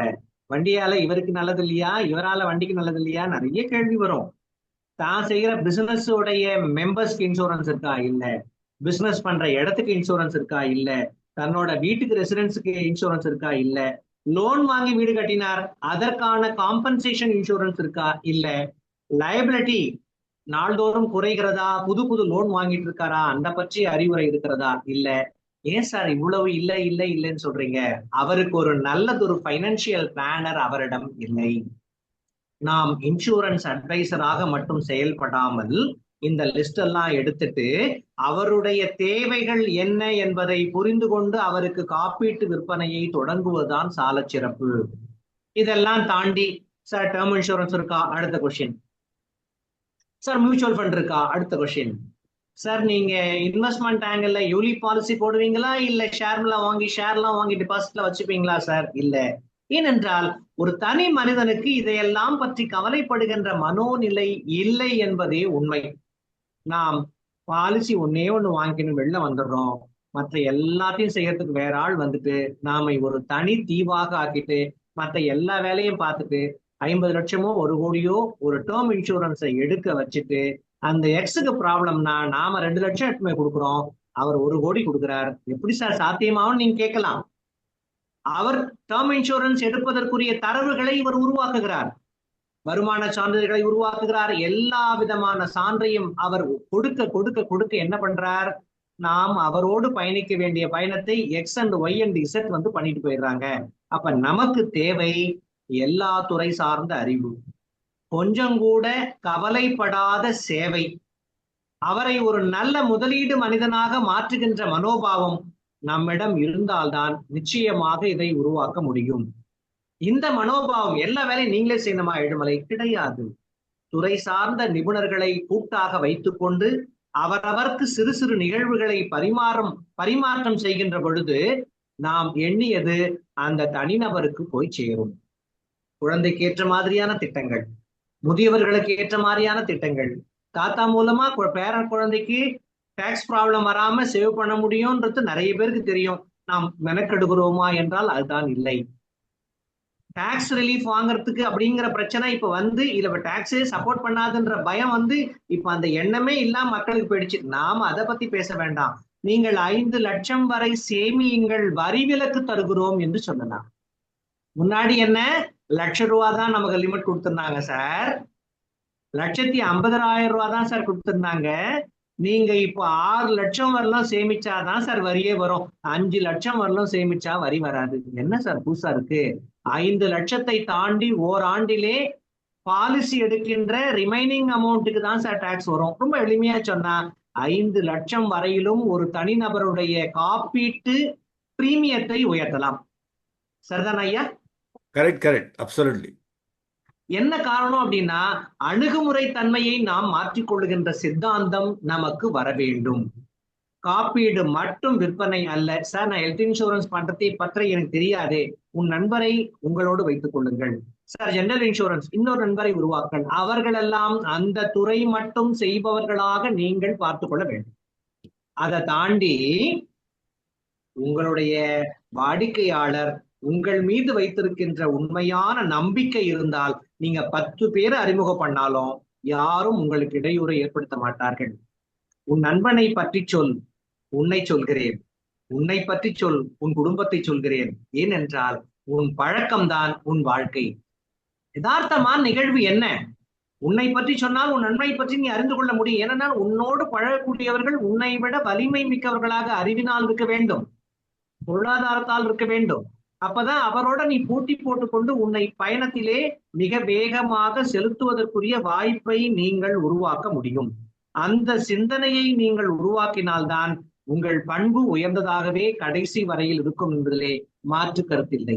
அடுத்தது, நீங்கள் அவர்களின் பொருளாதார நெறியாளராக உங்களை மாற்றிக்கொள்ள வேண்டும். அதாவது 2 விஷயம் தான். இன்னும் நான் ஏன் இன்னொரு தகவலை மையப்படுத்தி கொண்டே இருக்கிறேன் என்றால், 1 லட்சம் 1.5 லட்சம்னு சொல்லி அரசு பணியாளர்கள் இப்பொழுது சேமிக்கிற பண்புல இருந்து வெளில வந்துட்டு இருக்காங்க. நாம அவர்களை அட்டாக் பண்ணணும்னு அவசியமே இல்லை. அவர்களை சார்ந்தவர்கள் இன்று பல்துறையில போய் வேலை பார்க்கறாங்க. அவர்களுக்கு மாத சம்பளமே 5 லட்சம் வருகிறது. ஓராண்டுல 5 லட்சம் குறையாம சேமிச்சா வரி வராதுங்கன்னு சொன்னா நிச்சயமாக அவர்களின் எண்ணம் நம் மீது மிகவும் அழகாக பதிவாகும். அந்த பதிவு தான் நம்மை உயர்த்தும். அந்த கோல் அவர்களுக்கு நாம் உருவாக்கி தருகின்ற நினைவுகள் நம்மை மேம்படுத்தும். அடுத்த ஸ்லைட் போயிடுங்க. பொதுவா இன்சூரன்ஸை பற்றி நிறைய பேருக்கு என்ன நினைவுனா, அந்த பாலிசி எடுக்கிறவங்க கண்டிப்பா தவறிட்டா பணம் கொடுத்துருவோம், இது எல்லாருக்கும் தெரியும். ஆனால் காப்பீடு என்பது என்ன என்று சொன்னால், ஒருவருடைய வருமானத்தை இழக்கின்றார் என்று சொன்னார், அதற்கான மாற்று உருவமாக இருப்பதுதான் ரீப்ளேஸ்மெண்ட் ஆஃப் இன்கம். இறந்து போகணும்ன்ற கட்டாயமே கிடையாது. மிக அழகாக இந்த காப்பீட்டு துறையை நாம் ரசிக்கிறதுக்கான ஒரு வார்த்தை இதுதான். நல்லதான் சார் இருந்தார். ஒரு நண்பர் இரவு 10 மணி சென்னையில போக்குவரத்து துறையிலிருந்து பணியாற்றிட்டு புதுச்சேரிக்கு வரார். 10:30 மணி ஈசிஆர்ல பயணம் செய்கிறார். ஒரு கதவு பக்கத்துல உட்கார்ந்து இருக்கிறார். ஒரு கை லேசா வெளியில போகுது. இரவு 11 மணிக்கு அந்த பக்கமா போன ஒரு லாரி அவர் ஒரு கைய அப்படியே துண்டாக்கி போடுச்சு. என்னாச்சு? அந்த கை கீழே விழுந்தது. அவரால் ஒண்ணுமே பேச முடியல. எனக்கு நன்கு தெரிந்த நிகழ்வு இது. பாண்டிச்சேரிக்கு வராரு, கையில ரத்தம் கொட்டி ஒன்னும் செய்ய முடியல. பஸ்ல எங்க போய் கைய போய் எங்க தேட முடியும்?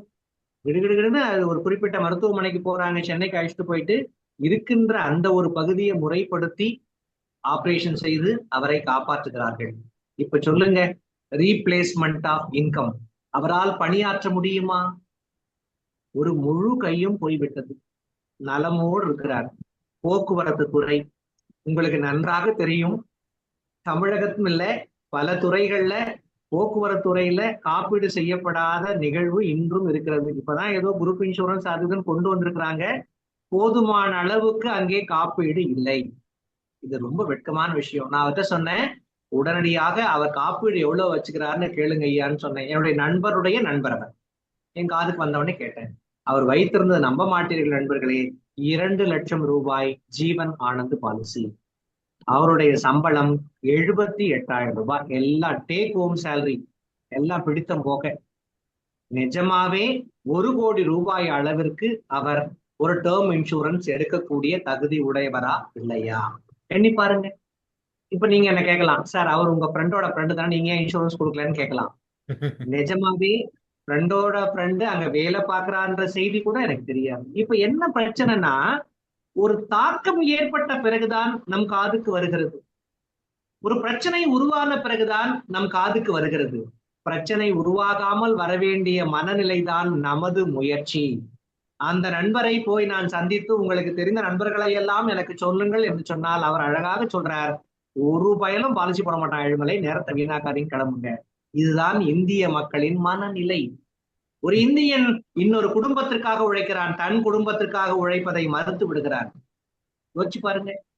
அதுக்கப்புறம் அவருக்கு நடந்த நிகழ்வுகளை பற்றி பரிமாற வேண்டிய சூழல் இது அல்ல. புதுச்சேரியில ஒருத்தவர் இன்ஸ்பெக்டர், சப் இன்ஸ்பெக்டர். ஏன் இதெல்லாம் சொல்றேன்னா, நடந்த நிகழ்வை பார்க்கின்ற பொழுதுதான் காப்பீட்டின் உண்மைத்தன்மை உங்களுக்கும் எனக்கும் புரியும். சப் இன்ஸ்பெக்டர் ஆஃப் போலீஸ், அவருக்கு வயிற்றுல இன்ஃபெக்ஷன், ஃபுட் பாய்சன் ஆச்சு. தனியார் மருத்துவமனைக்கு வந்தார், சேர்ந்தார். அந்த இன்ஃபெக்ஷன் ஆச்சுன்றதை கண்டுபிடிக்க 2 நாள் எடுத்துக்கிட்டாங்க.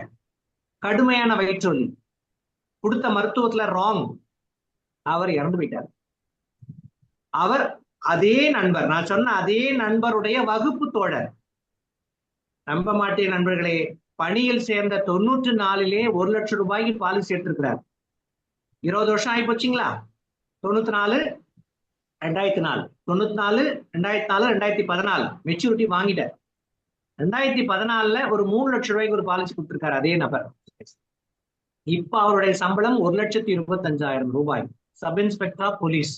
பேப்பர்லாம் போட்டாங்க, வயிற்று வலி காரணமாக மாண்டு போன காவல்துறை அதிகாரி, பொய்யான நிகழ்வு இது என்று ஒரு பெரிய பொழியாய் போச்சு புதுச்சேரியில. அவர் ஒரு கிராமத்தை சார்ந்த பகுதியில தான் வரக்கூடியவர். அவங்க அப்பாவுக்கு வயது 80. அவர் கேட்டார் என்கிட்ட, நான் உடனே கேட்டேன், இன்ஸ்பெக்டர் ஆச்சு, அவர் கண்டிப்பா பாலிசி வச்சிருப்பாரு. இவர் என்கிட்ட சொன்னார், அவர் கிளைம் வாங்கி கொடுங்கன்னார். அப்புறம் அந்த நண்பரே வந்து முயற்சி எடுத்தார். எவ்வளவு சார்னு கேட்டேன். இது ஒரு 3 லட்சம் தான் இருக்குன்னார். அவங்க அப்பா கண்கள் இருந்து கண்ணீர் கொட்டியது. பையன் 1,25,000 சம்பாத்தியம் கொடுத்துட்டு இருந்தார். இனிமே எங்களை பாத்துக்கிறது யாரும் தெரியலையே அப்படின்னு சொல்றார். எண்ணி பாருங்கள், 1,4 லட்சம் ரூபாய் வருமானம் வரக்கூடிய காவல்துறை சார்ந்த உயரதிகாரிக்கு காப்பீடு பற்றி அறிவு இருக்காதா? சரியான பொசிஷனிங் இன்னும் வரவில்லை. நாம் என்ன செய்கிறோம்? ஏதோ கொஞ்சம் பார்த்து செய்யுங்களேன். என்ன நம்ம லஞ்சமா கேட்கிறோம்? கையூட்டா கொடுங்கள் என்று சொல்லுகிறோம். உங்கள் வாழ்க்கையின் தன்மை என்ன, உங்களுடைய நிலைப்பாடு என்ன என்பதை மிக தெளிவாக சுட்டி காட்டுகின்ற உரிமை நமக்கு இருக்கிறது. Replacement of income. 2 பேரும், ஒருத்தர் உயிரோடு இருக்கிறார், PWB, இங்கே மாண்டு போனார். லைஃப் டைம் இன்கம் காணாமல் போய்விட்டது அல்லவா? யோசித்து பாருங்கள். அடுத்தையா, நாம் எல்லோருக்கும் தெரிந்த ஒன்றுதான், 20, 30, 31, 40, 51, 50, 56க்கு மேலே லைஃப் இன்சூரன்ஸ் எவ்வளவு நாம் கொடுக்க வேண்டும்? தம் ரூல் 15 மடங்கு தொடங்கி 6 மடங்கு வரையிலும் தரலாம். இயல்பாக உண்மையாக நாம் பகிர்வோமா? இன்றையிலிருந்து நாம் செய்ய வேண்டிய ஒரே பணி நண்பர்களே, உங்களிடம் இருக்கின்ற காப்பீட்டாளர்களின் பெயர்களை தினம் ஒரு குடும்பத்தை அணுகுங்கள். தினம் ஒரு குடும்பம் போதும். நீங்க பழைய பணியை தொடர்ந்து செய்யுங்க. தினம் ஒரு குடும்பம். மிஸ்டர் ராமன் இருக்கிறார், அவர் மதுரையில் இருக்கார், நீங்க மதுரைக்கு போக வேண்டாம், இங்க இருந்து போன் பண்ணுங்க. மிஸ்டர் ராமன் நலமோடு இருக்கீங்களா? மேடம் நல்லா இருக்கிறாங்களா? குழந்தைகள் எப்படி இருக்காங்க? நீங்க 4 வருஷத்துக்கு முன்னாடி பாலிசி எடுத்தீங்க, இல்ல 6 வருஷத்துக்கு முன்னாடி பாலிசி எடுத்தீங்க, ஒரு போனஸ் வாங்கினீங்க போன வருஷம், உங்க பாலிசி டாப்அப் ஆகல இன்னும். உங்கள் வயது 40, 14 மடங்கு உங்கள் வருமானம் போல உங்களுக்கு காப்பீடு கொடுக்கணும். 5 ஆண்டுக்கு ஒரு முறை தேர்தல் வருகிறது என்றால் பொருளாதாரம் மேம்படுகிறது என்றுதான் பொருள். ஆட்சி மாற்றமோ ஆட்சி மாற்றம் இல்லையோ, கொள்கைகளில் தெளிவான அடுத்த அணுகுமுறையை அரசு எதிர்கொள்ள வேண்டும் என்கிற அணுகுமுறையோடு தான் இந்த மாற்றங்களை இந்திய அரசியல் அமைப்பு சட்டமே சொல்கிறது. நாமும் உங்களுக்கான காப்பீட்டை உயர்த்த வேண்டிய கட்டாயம் இருக்கிறது. நீங்க காப்பீடு எடுக்க வேண்டும் என்பதுதான் இன்றைய தேவைன்னு அவர் காதுல போடுங்க. இத மாதிரி தினம் ஒரு ஃபேமிலிக்கு போட்டு பாருங்க. 8வது நாள்ல இருந்து 2 ஃபேமிலியா போடுங்க. இத மாதிரி ஒரு மாதத்திற்கு நீங்கள் போட்டு பாருங்கள். 4 வாரம் முடியும். 5வது வாரத்திலிருந்து தினம் ஒரு பாலிசி உங்களுக்கு வந்து சேரும். இது எப்படி சார் மேஜிக்கா? நிச்சயமா கிடையாது. நீங்கள் சொல்வதை அவர்கள் சிந்திப்பார்கள். அடிக்கடி தொந்தரவு தர வேண்டிய அவசியம் இல்லை. மருத்துவரிடம் சென்றால் நோய் பற்றிய முழு தகவலையும் பதிவு செய்தால் அவர் மிகச்சிறந்த மருத்துவராக இருந்தால் மருத்துவம் கொடுத்துவிட்டு 3 நாட்கள் கழித்து வாருங்கள் தான் சொல்றாரு. மாத்திரை சாப்பிட இந்த மாதிரி நைட் சரியாயிடும் சொல்றாரா எந்த மருத்துவராவது? 3 நாட்கள் மினிமம். இப்பெல்லாம் சில வைரஸ் வந்து 6 நாள் 7 நாள்லாம் போகுது. அப்ப நாம சில பேருக்கு 7 நாள் கூட டைம் கொடுக்கணும். தொடர் முயற்சி தொடர் வெற்றிக்கு அடையாளம். 4 வாரங்கள் தொடர்ந்து இதை செய்து பாருங்கள். 5வது வாரத்திலிருந்து கண்டிப்பாக வாரத்திற்கு ஒரு பாலிசி நிச்சயமாக நமக்கு வந்து சேரும். விதைகள் விதைப்பது மட்டும்தான் நமக்கான பணி. அது விளைச்சலை தருவது இயற்கையினுடைய நியதி. அடுத்த பார்த்து போயிருக்கு. இங்கே நம்முடைய துறையில மட்டும் இல்லாம பிற துறைகளை பற்றிய அறிவையும் நாம் மேற்கொள்வது அவசியம். நம்ம இந்தியாவில 24 நிறுவனங்கள் இருக்கின்றன. 24 நிறுவனங்களும் ஒன்றைத்தான் சொல்லுகின்றன. எதை? காப்பீடு என்பதை பற்றித்தான். தொடக்க நிலையில 2000 இருந்து 2010 வரையிலும் யூலி பாலிசி விளாசப்பட்டது. நாமும் மாறினோம். 10க்கு பிறகு மார்க்கெட் சிக்கல் பிரச்சனைகள், 6ல இருந்தே ஆரம்பிச்சிச்சு பிரச்சனை. அதுக்கப்புறம் நிறைய சிக்கல்கள், உலகமயமாக்கல்ல இடையூறுகள், இந்தியா மட்டும்தான் சிறப்பு, இப்படியெல்லாம் சொன்னார்கள் எவரோ. நாம் கவலை கொள்ளவே இல்லை. தொடர்ந்து பாலிசிகளை விற்பனை செய்தோம். மிக அற்புதமான மாற்றங்களை நாம் எதிர்கொள்கின்றோம். டேர்ம் பிளான் இப்ப இருக்கிற அந்த Z group people, Gen groups என்று சொல்கிறார்கள். சவாலான விஷயமே அவங்களுக்கு பாலிசி இருக்கிறதா. ஆனா எனக்கு அந்த கவலையே இல்லை. ஏனென்றால் அவர்கள் தெளிவானவர்கள், புரிந்து கொண்டால் எடுப்பார்கள். புரிய வைப்பது நமது கடமை. பென்ஷன் பிளான் நேரடியா பென்ஷன் சொன்னா என்ன வயசானவன்னு ஆக்கிட்டீங்களான்றாங்க. இல்லை, உங்கள் வாழ்நாள் முழுவதும் நாங்கள் பொருளாதாரத்திற்கான அடிப்படை தத்துவத்தை கொடுக்கிறோம் என்று சொன்னால் ரசித்து பழகுகிறார்கள், வாங்குகிறார்கள். மணி பேங்க் பிளான்ஸ் நம்மிடம் அற்புதமான உமங்கும் உற்சவமும் சொல்லிக் கொள்ள முடியாத அளவுக்கு benefits. Money back enjoyable plan. Bima Shri ரசிக்க வேண்டிய திட்டம். எப்படி சார் இதெல்லாம் சாத்தியம்? Positioning, positioning, positioning. ஒரு பொருளை உற்பத்தி செய்கிறதை விட அதை தேவையானவர்களுக்கு எடுத்துக்கொண்டு செல்வதுதான், அவர்களிடம் ஒப்படைப்பதுதான் நம்முடைய வாழ்க்கையின் அடிப்படை சித்தாந்தம் என்பதை நாம் உணர்த்திவிட்டால் தேவையான பொருளை வாங்குவார்கள். இன்னொரு அற்புதமான ஒரு க்ளூ மணி பேக்ல இருக்கு. எவ்வளவு பேருக்கு அது தெரியும் தெரியலன்னு தெரியல. மணி பேக் பாலிசி விற்கின்றவர்கள் அந்த 20 ஆண்டுகள்ல குறைந்தபட்சம் 4 பாலிசியாவது கூடுதலாக விற்று விடுவார்கள். இதை ஒத்துக்கொள்ள முடிகிறதா நண்பர்களே? ஏனென்றால் அவர்களுக்கு SBDU வருகின்ற பொழுது கட்டாயமான சந்திப்பை நாம் உருவாக்க வேண்டும். அப்பொழுது குடும்பத்திலே புதிய உறுப்பினர்கள் வந்திருக்கலாம், பணி அமர்வுக்கு போயிருக்கலாம், புதிய பணி, சிறப்பான பணி கிடைத்திருக்கலாம், பொருளாதார மேம்பாடு அடைந்திருக்கலாம். இந்த செய்தியெல்லாம் உங்க காதுக்கு வரும்போது அவர்களுக்கு சூப்பர், உங்களுடைய அடுத்த கட்ட நிகழ்வுக்கு உங்களை அழைத்து செல்கிறோம் என்று நாம் உண்மையை பதிவு செய்து அவர்களோடு நாம் பாலிசி விற்க முடியும். விற்பனை செய்வது நமக்கு நோக்கம் அல்ல. தேவை அறிந்து புலப்படுத்துவது, உணர்த்துவதுதான் நம்முடைய நோக்கம். அடுத்தது குழந்தைகளுக்கான திட்டம். அம்ரிட் பால் சொல்ல முடியாத உற்சாகம். இந்த கேரண்டீட் என்கின்ற வார்த்தையை உள்ளடக்குகின்ற பாலிசிகள் எல்லாம் அச்சம் தவிர்த்து நாம் விற்பனை செய்யலாம். சில பாலிசிகளிலே சில சிக்கல்களை எதிர்கொண்டாலும் கூட அந்த சிக்கல்களுக்கு தீர்வை தெளிவாக சொல்லுகின்ற பொழுது அவர்கள் உணர்ந்து கொள்ளுவார்கள். நல்ல சான்று பீமா கோல்டு பாலிசி. நான் மார்ச்சிலே பட்ட நிகழ்வை எல்லாம் எல்லோருமே சொல்லி பார்ப்பார்கள். எனக்கே பிற மாவட்டங்களிலிருந்து ஒரு 5 நண்பர்கள் கேள்வி எழுப்பினார்கள். நீங்கள் விற்ற பாலிசி எப்படியெல்லாம் நன்மையை கொடுத்தது, எவ்வளவு பேர் உங்களை கேள்வி கேட்டார்கள் என்றெல்லாம் கேட்டார்கள். அது அனைத்திற்கும் நான் யதார்த்தமான பதிவை சொன்னேன். புரிந்து கொண்டவர்கள் மகிழ்ச்சி அடைந்தார்கள். யூனிட் லிங்க்டு பிளான், அதிலேயும் குறைந்தபட்ச கேரண்டி கொடுக்கின்ற திட்டம் இருக்கிறது என்பதை நாம் உணர்த்தினால் பாலிசிதாரர்கள் நிச்சயமாக நம்மிடம் அந்த வணிகத்தையும் வழங்குவார்கள். ஓல் லைஃப் பிளான் சொல்ல வேண்டியதே இல்லை. அது பேருக்கு தான் ஓல் லைஃப். அது ஒரு மிகச்சிறந்த ஆண்டுதோறும் தரக்கூடிய மணிபேக் பாலிசி என்று சொல்லி நாம் அவர்களிடம் இதை பொசிஷனிங் செய்ய முடியும். இந்த அணுகுமுறை எல்லாம் நமக்கு இருந்தும் கூட நம் வணிக வளர்ச்சியிலே இன்னும் போற்றும்படியாக வளர வேண்டிய மனநிலையை உருவாக்கி கொள்வதுதான் மிகச்சிறந்த அணுகுமுறை என்றால் அது மிகை அல்ல. ஐயா, அடுத்த ஸ்லைட் போயிடலாம்.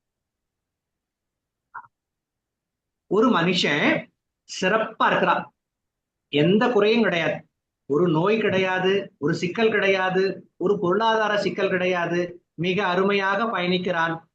அவனுக்கு இன்சூரன்ஸ் பற்றிய தேவையும் இல்லை என்று அவன் மறைமுகமாக எண்ணிக்கொள்கிறான். வயசு ஆகுது, பொருளாதார சிக்கல் வருது, அதிகப்படியான கமிட்மெண்ட் இருக்கிறது. அப்பொழுது அவனால் இன்சூரன்ஸ் எடுக்க முடியாமல் போகிறது. முக்கியமாக உடல் நலம் இல்லாத சூழல், நோய்வாய்ப்படுதல், விபத்தில் சிக்குவது, இந்த இரண்டும் அல்லாமல் பல்வேறு வித சிக்கல்கள் இருக்கிறது. நீங்கள் இன்சூரன்ஸ் எடுக்கும் தகுதி இருக்கின்ற பொழுது பாலிசி எடுக்கவில்லை என்று சொன்னால், நீங்கள் எடுக்க முடியும் என்று தேவை என்று உணர்ந்து வருகின்ற பொழுது உங்களால் காப்பீட்டை எடுத்துக்கொள்ளவே முடியாமல் போகும். இதுக்கு நல்ல சான்று மருத்துவ காப்பீடு.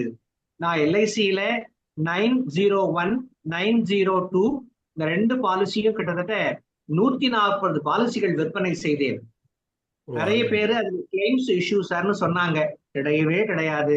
என்னிடம் எடுத்தவர்கள் மிகச் சிறப்பானது ஒரு சேவையை பெறுகிறார்கள். சார், எல்ஐசிலேயே ஹெல்த் இன்சூரன்ஸ் வித்தீங்களா அப்படின்னு கேட்கிறவர்களும் இன்னைக்கு இருக்கிறாங்க. மிக அற்புதமான சேவையை நமது நிறுவனம் வழங்குகிறது. இன்னொரு பியூட்டி என்னன்னா, இந்தியாவில் மட்டுமல்ல, எந்த நாட்டிலும் ஹெல்த் இன்சூரன்ஸ்ல நம்ம கொடுக்கக்கூடிய பிரீமியம் நான் ரீஃபண்டபிள். ஆனா எல்ஐசி ஆஃப் இந்தியாவில் இருக்கிற 901 ரீஃபண்டபிள். 902 பாலிசிதாரர் மாண்டு போனால் அந்த கிளைம் செட்டில்மெண்ட் தன்னோட மனைவிக்கு குறிப்பிட்ட ஆண்டுக்கு அப்புறம் அந்த வாழ்நாள் முழுவதும் கவரேஜ் கொடுக்குறோம், ஹெல்த் கவரேஜ். அந்த ஹெல்த் கவரேஜ் எப்ப நிறைவு பெறும்னா, ஓராண்டு பிரீமியத்தை விட குறைவாக அந்த பிரீமியம் வரும்போது அவர்களுக்கு செட்டில்மெண்ட் கொடுக்கறாங்க. இன்சூரன்ஸ் தேவை என்கின்ற பொழுது எடுக்கவில்லை என்று சொன்னால், நீங்கள் எடுக்கும் பொழுது அது முடியாமல் போய்விடும். இதை நீங்கள் ஒவ்வொரு குடும்ப நிகழ்வில இருக்கின்ற உறுப்பினர்களிடம் பகிர்ந்தால் நிச்சயமாக பாராட்டும்படியான அளவிற்கு வணிக வளர்ச்சி ஏற்படும் என்பதிலே மாற்று கருத்தில்லை. அடுத்த ஸ்லைட். நாம ஒவ்வொரு வாரத்தினுடைய இறுதியிலும் சுற்றுலாவுக்கு போறோம். இது வழக்கமா அயல்நாடுகளிலே இந்த கொள்கை உண்டு. ஒவ்வொரு வாரமும் அவுட்டிங் போயிட்டு வருவாங்க. ஒவ்வொரு வாரமும் அடுத்த மகிழ்ச்சியான ஒரு 5 நாளை கழிச்சிட்டு மீதி 2 நாள் குடும்பத்தோடு செலவிடுவது, பயணம் செல்வது. இதுதான் அயல்நாட்டு கொள்கை. காரணம், ஒவ்வொரு 7 நாளும் மகிழ்ச்சியா செலவு செய்யணும்னு சொல்லி. நாம காப்பீட்டு துறையில் இருக்கிற நண்பர்கள் என்ன மாதிரியான திட்டமிடல் இருக்கணும் அப்படின்னு சொன்னால், ஒவ்வொரு ஞாயிறும் இந்த வாரம் முழுவதும் நாம் என்ன செய்ய போகிறோம் என்பதை மிக தெளிவாக திட்டமிடுதல். ஞாயிறு போற்றுதும். நம்முடைய சிலப்பதிகாரத்திலே இளங்கோவடிகள் சொல்கிறார், ஞாயிறு போற்றுதும் ஞாயிறு போற்றுதும், திங்களை போற்றுதும் திங்களை போற்றுதும், மாமழை போற்றுதும் மாமழை போற்றுதும்னு சொல்லி அவருடைய கடவுள் வாழ்த்து பாடலே 3 இயற்கை நிகழ்வுகளையும் முன்வைப்பார். கடவுளாக இயற்கையை பார்த்த ஒரு கவிஞன் இளங்கோவடிகள். இங்கே ஞாயிறு போற்றுதும் என்பது அச்சிந்தனையினுடைய அடையாளம்தான். வரும் வாரத்தின் என்னென்ன செயல்பாடுகளை நாம் திட்டமிட போகிறோமோ அதை போற்றி திங்கள் முதல் வெள்ளி வரை, சனிக்கிழமை குடும்பத்தோடு, ஞாயிற்றுக்கிழமை குடும்பத்தோடு, ஞாயிற்றுக்கிழமையிலே நாம் பணியாற்றுகின்ற இந்த நிகழ்வு சமூகத்திற்கு நாம் என்ன சேவையாற்ற இருக்கிறோம் என்பதை பற்றிய அறிவை வெளிப்படுத்துகின்ற தருணமாக பார்க்கின்ற அணுகுமுறை. இந்த திட்டமிடல் நமக்கு வந்தது என்று சொன்னால் மிக அற்புதமாக வாரந்தோறும் சேவைகள், வாரந்தோறும் புதிய விற்பனைகள், வாரந்தோறும் சேவைகளின் பிற்பகுதியை நான் பெண்டிங் லிஸ்ட் என்று சொல்கிறோமே, நிலுவையில் உள்ள நிகழ்வுகள், அதை நாம் கொடுத்து அடுத்தடுத்து கண்டினியூவேஷன், தொடர் நிகழ்வுகளை பார்க்க முடியும். இந்த திட்டமிடல் ஞாயிறு தோறும் தொடங்குவது நம்முடைய அடுத்த வளர்ச்சிக்கான ஆணிவேராக இருக்கும். இந்த நிகழ்வை நாம் செய்ய தொடங்கினால் நம்முடைய அணுகுமுறையிலே அற்புதமான ஒரு புதிய மலர்ச்சி உண்டாகும். அடுத்த திட்டம். இது நிகழ்வினுடைய இறுதி நிலைக்கு நாம் கிட்டத்தட்ட வந்துவிட்டோம். ஒவ்வொரு நிகழ்விலும் ஒரு செய்தி உள்ளார்ந்து இருக்கிறது. என்ன அது? காப்பீட்டை மிகச்சரியாக விற்பனை செய்கின்ற ஒருவர் யார்? அவர் நாம் தான். நம்முடைய லைஃப் இன்சூரன்ஸ் எந்த அளவுக்கு இருக்கிறது என்பதை மீண்டும் மீண்டும் எண்ணி பார்க்க வேண்டும். ஏன் சார் அது முக்கியம்? காரணம் என்ன? பல காப்பீட்டு முகவர்கள் போதுமான அளவுக்கு காப்பீடு வைத்துக் கொள்ளாமலேயே தன் வாழ்க்கையை நிறைவு செய்து விடுகிறார்கள். அந்த சிக்கல் இனியும் வரக்கூடாது. புதுச்சேரியில ஒரு நிகழ்வு, மிக பிரபலமான ஒரு பாலிசி விற்பனையாளருடைய மகன் அவர். அந்த தந்தையாருடைய மரணத்திற்கு பிறகு மகன் அந்த துறையில இருந்தார், விற்பனை செய்து கொண்டிருந்தார், மிகச் சிறப்பாக பயணித்தார். திடீர்னு ஒரு நாள் உடல்நலக் குறைவு ஏற்பட்ட போது மாண்டு போனார்.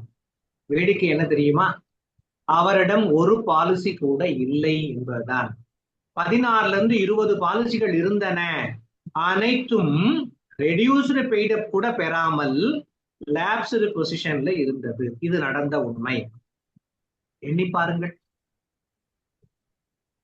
ஒரு பொருளை மார்க்கெட்டிங் செய்யக்கூடிய ஒருவரே நேசிக்கவில்லை என்று சொன்னால் அவர் எப்படி இன்னொருவருக்கு சரியான சேவை செய்ய முடியும்? ஏன் இதை சுட்டிக்காட்டுகிறேன்? என் மீது எனக்கே கவலை இல்லை என்று சொன்னால் என் காப்பீட்டு பிரமுகர்களை நான் எப்படி காப்பாற்றுவேன்? எப்படி சேவை செய்வேன்? எப்படி அவர்கள் என்னை தொடர்வார்கள்? எப்படி நான் மீண்டும் மீண்டும் அதிக நிலைப்பாடு உடையவனாக என்னை மேம்படுத்திக் கொள்வேன்? இந்த நிகழ்வியலை ஏன் இதெல்லாம் நான் சொல்லுகிறேன் என்று சொன்னார், அவர்களை குறை கூறுவது எனது நோக்கம் அல்ல. உங்கள் காப்பீடு 5 ஆண்டுக்கு ஒரு முறை வளர்கிறதா? உங்கள் குடும்ப உறுப்பினர்களுக்கு காப்பீட்டு அளவை உயர்த்துகிறீர்களா? உங்களுடைய உறவினர்களுக்கு காப்பீட்டை விற்பனை செய்தீர்களா? உங்கள் உறவினை சார்ந்தவர்களை எடுத்துக்கொள்ள முற்படுகிறீர்களா? கடைசி நிகழ்வாக எனக்கு மிக நெருக்கமான ஒரு உறவினர் ₹1 கூட இன்சூரன்ஸ் செய்யவில்லை என்கின்ற வருத்தமான பதிவையும் நான் சொல்கிறேன். நான் பலமுறை முயற்சி செய்தும் அது தேவையற்ற வேலை என்று அவர்கள் என் முகத்திலே சொன்னார்கள். நான் ஒன்றும் சொல்லவில்லை. இந்த நிலைப்பாட்டை அவர்கள் அந்த வாழ்க்கை இழப்பை வந்த பிறகு அவர்கள் என்னை பார்த்து மிக வருந்திய போதுதான் எனக்கு இன்னும் அதிக வருத்தமாக இருந்தது. இந்த உலகம் எதையும் நம்புவதற்கு தயாராகவில்லையே, ஏன் இப்படியெல்லாம் இந்த உலகம் நம்மை வருத்தத்துக்கு உள்ளாக்குகிறது என்று நான் பல நாள் வருந்தியது உண்டு. நண்பர்களே, சிலர் காப்பீடே வேண்டாம், காப்பீடே தேவையில்லை என்று சொல்பவர்களுக்கு கூட நீங்கள் ஏதாவது ஒரு வகையிலே ஒரு ஆக்சிடென்ட் பாலிசியாவது போட்டு உங்கள் பைசாவிலே இருந்து ஒரு ₹120 ஒரு ₹150 2 லட்சமோ ஒரு 5 லட்சத்துக்கோ ஒரு accident policy, road accident policy ஆச்சும் போட்டு கொடுங்கள். அது ஏதாவது ஒரு வகையிலே அவர்களுக்கு மறைமுகமாக உதவி செய்யும். உங்கள் பாலிசிகளை நீங்கள் போதுமான அளவிற்கு உருவாக்கினால் நாளைய வாழ்க்கை அமைதியானதாக இருக்கும். இந்த நிகழ்வுதான் என்னுடைய யதார்த்தமான நிகழ்வியலாக இருக்கிறது. அடுத்து இறுதி நிலைக்கு வருகிறோம். அடுத்த ஸ்லைடையில் நீங்கள் ஒவ்வொரு நிகழ்விலும் உங்கள் ஊரிலே இருக்கின்ற முக்கியமான பொருளாதார மேம்பாடு அடைந்த நண்பர்களை எதிர்கொள்வது எப்படி என்கின்ற ஒரு சித்தாந்தத்தை உங்களோடு பகிர்ந்து கொள்கிறேன். பொதுவா ஒரு சமூகம் என்பது செல்வத்தின் அளவை பொறுத்தே உயர்ந்ததாக பார்க்கப்படுகிறது. இங்கே தமிழகத்திலே பல்வேறு மாவட்டங்கள், புதுச்சேரி, காரைக்கால், மாஹே, யானாம் என்கின்ற புதுச்சேரியினுடைய மாவட்டங்கள், அதை சார்ந்த நண்பர்கள் என்று பலர் இருப்பார்கள். ஏன் பல தமிழ் அறிந்த பிற மாநில மக்களும் நண்பர்களும் கூட இருக்கலாம். நாம் செய்ய வேண்டியது ஒன்றுதான். நமக்கு தேவையான அளவுக்கு பொருளாதார வசதி வந்த பிறகு நம்மை சமூக ரீதியாக உயர்த்தி கொள்ள வேண்டும். சமூக ரீதியாக எப்படி உயர்த்தி கொள்வது? பிற துறையிலே நம்மை இணைத்துக் கொள்வது. ஒரு சின்ன சான்று, பிசினஸ் நெட்வொர்க் இன்டர்நேஷனல், அது உலகளாவிய ஒரு சேவை அமைப்பா, விற்பனை அமைப்பு. ரோட்டரி இன்டர்நேஷனல் உலகளாவிய ஒரு சேவை அமைப்பு. லயன்ஸ் கிளப் உலகளாவிய சேவை அமைப்பு. ஜூனியர் சேம்பர் இன்டர்நேஷனல் உலகளாவிய சேவை அமைப்பு. S young entrepreneurs school academy இந்திய அளவுல சிறந்த அமைப்பு. செயல் இந்திய அளவுல வளர்ந்து கொண்டிருக்கின்ற ஒரு சேவை அமைப்பு. நான் இதையெல்லாம் விளம்பரம் செய்யவில்லை. நண்பர்களே, நம்மை ஏதாவது ஒரு அமைப்பிலே உறுப்பினராக சேர்த்துக் கொள்ளுகின்ற போது அங்கே இருக்கின்ற 100 பேர் 200 பேர் நம்முடைய விளம்பரதாரர்களாக மாறுவார்கள். They are the ambassadors of our business. அது மட்டும் அல்ல, அவர்களுக்கு வேண்டியவர்கள் பிசினஸ் நெட்வொர்க் நம்மை வந்து சாருகிறது. இதற்கு அப்பாற்பட்டு கம்பன் கழகம், திருப்புகழ் மன்றம், வள்ளுவர் மன்றம், பாரதி மன்றம், பாரதிதாசன் மன்றம், தமிழ்ச் சங்கங்கள், இது போன்ற தொடர்புடைய வரலாற்று செஞ்சிலுவை சங்கங்கள், நாணயவியல் கழகங்கள், இப்படி பல பல மாநில மாவட்டங்களிலே உயிர்ப்போடு நிகழ்ந்து கொண்டிருக்கிறது. அங்கே உங்களை நீங்கள் நண்பர்களாக, உறுப்பினர்களாக மாற்றுகின்ற பொழுது நிச்சயமாக உங்கள் மனம் வளரும், உங்கள் வாழ்க்கை ஒரு புதிய சித்தாந்தத்தை சென்று சேரும். பொதுவாக ஒவ்வொரு நிகழ்விலும் நாம் எடுத்துக்கொள்கின்ற எண்ணங்கள் கனவாகத்தான் தோன்றுகின்றன. அந்த கனவுகள் நினைவாக மாற வேண்டும் என்று சொன்னால் அடிப்படை சித்தாந்தம் காப்பீடு என்பதிலே மாற்று கருத்து எப்போதும் இல்லை. நாம் நம்முடைய காப்பீட்டாளர்களுக்கு ஒன்றை தெளிவுபடுத்த வேண்டும். எந்த ஒரு இன்வெஸ்ட்மெண்டாக இருந்தாலும் உங்கள் முதலீடு அதிகபட்சம் 3 மடங்கு ஆகும். நான் சொல்வது ரொம்ப ரேர். 12% 18% growth கொடுத்தாதான் 3 மடங்கு ஒரு குறிப்பிட்ட ஆண்டுக்கு பிறகு. ஆனால் 100 ரூபாய் முதலீடு செய்து எடுக்கப்படுகின்ற காப்பீடு எடுத்த ஆண்டிலிருந்தே 10 மடங்கு உயர்ந்து 1000 ரூபாயாக உங்களுக்கு பாதுகாப்பை தருகிறது என்பதை சொல்ல முடியும். இறுதியாக 1 கோடி ரூபாய் முதலீடு செய்து ஒரு அசெட்டை நாம் வாங்குகின்ற பொழுது எங்கேயோ கடனாக 1 கோடி ரூபாயை வாங்கி முதலீடு செய்தால்தான் அந்த அசெட், அந்த சொத்து உங்கள் பெயருக்கு வரும். ஆனால் அதிலே 100ல் 1 மடங்கு 1 லட்சம் ரூபாய் நீங்கள் எங்களிடம் கொடுத்தால் இன்றே உங்களுக்கு 99 லட்சத்தை சேர்த்து 1 கோடி ரூபாயை தருவோம் என்கின்ற உண்மையான நம்பிக்கையை காப்பீட்டு விற்பனையாளர்களாக நம்மால் மட்டும்தான் தர முடியும் என்பதிலே கொஞ்சமும் மாற்று கருத்தில்லை. வள்ளுவனை அடிக்கோள் காட்டுவதிலே அற்புதமாக எண்ணி முடியும். தெய்வத்தான் ஆகாதென்னும் முயற்சி தன் மெய் வருத்த கூலி தரும். மீண்டும் சந்திப்போம். நாளும் அன்புடன் உங்கள் அன்பன் தேவ ஏழுமலை. ஒவ்வொரு துறையிலும் உங்கள் நம்பிக்கைதான் எங்களை பொறுப்புரியவர்களாக மாற்றுகிறது. நம்புங்கள், நாம் அனைவரும் பாதுகாப்போடு இருக்கலாம். நண்பர்களே, துறை சார்ந்த கேள்வி பதில் அமைந்தால் மகிழ்ச்சியாக இருக்கும். மிக சிறப்பானதொரு வாய்ப்பளித்த தலைவர் அவர்களுக்கு உள்ளிட்ட நண்பர்களுக்கும் மனமார்ந்த நன்றிகள். அருமை அருமை அருமை. அதாவது சார், எங்களுக்கெல்லாம் குளோபலைசேஷனில் எப்போ வந்து இந்தியாவில் இன்சூரன்ஸ் எப்போ வந்ததுங்கிறது கொஞ்சம் தெரியும். இந்த மாதிரி உலக அளவில் வந்து 18th century 19th century 20th centuryலாம் வந்து ஸ்டெப் பை ஸ்டெப்பாக நீங்கள் எடுத்து வச்சது, அது இது ஒரு புதிய ஒரு ஐ ஓப்பனராக தான் இருக்குது. அது இல்லாமல் அந்த கதைகளை சொல்லி உங்களோட தமிழ் புலமை பாராட்டக்கூடியது தெரியும். இருந்தாலும் அது என்ன சொல்கிறது, அருவி மாதிரி அருமையாக இருந்தது. இன்சூரன்ஸ் காப்பீட்டுத் துறையின் முக்கியத்துவத்தையும் சொல்லி நம்ம முகவர்கள் எப்படி இருக்கணுங்கிறதையும் சொல்லி அருமையாக நீங்கள் இது பண்ணீங்க. ஓகே. எனக்கு ஒரே ஒரு சிறிய என்னன்னா, ஓகே, சாரோடது முடிஞ்சிடுது இல்லையா?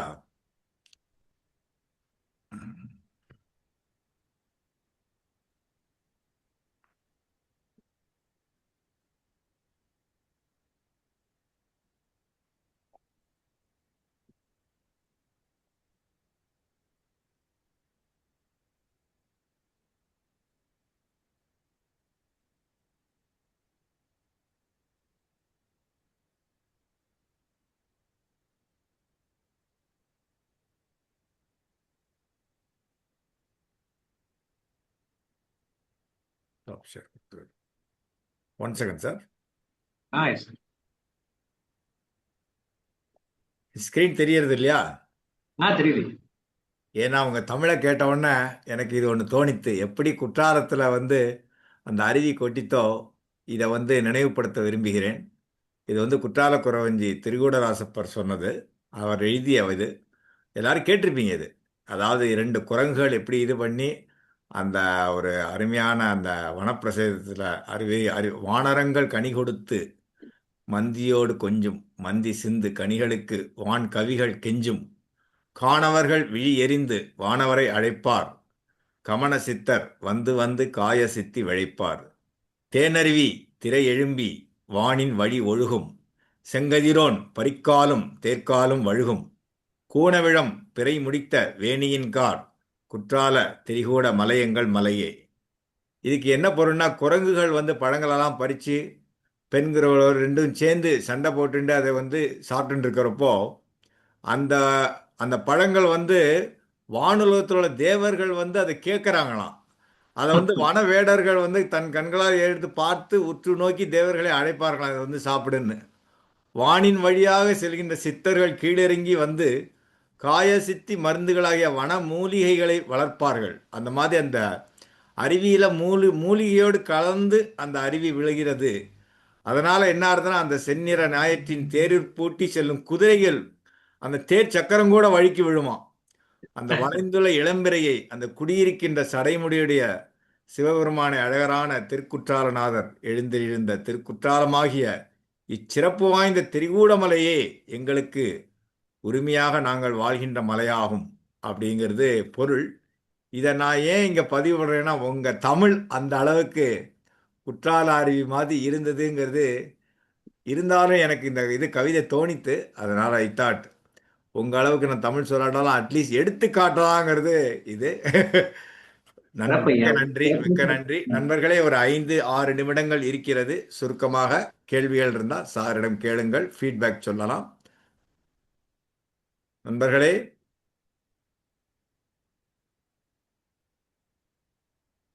என்ன யாரும் இல்லையா?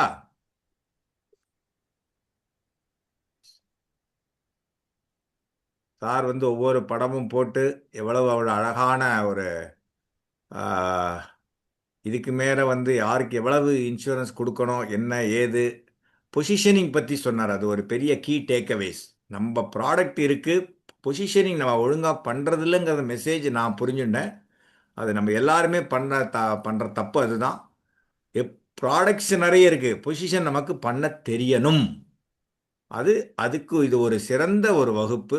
அது நம்ம வேறு ஏதாவது பேசணுமா? யாராவது நண்பர்களே, feedback comments are welcome. We have another 6 minutes. Hand raise பண்ணுங்க, வாய்ப்பு கொடுப்போம்.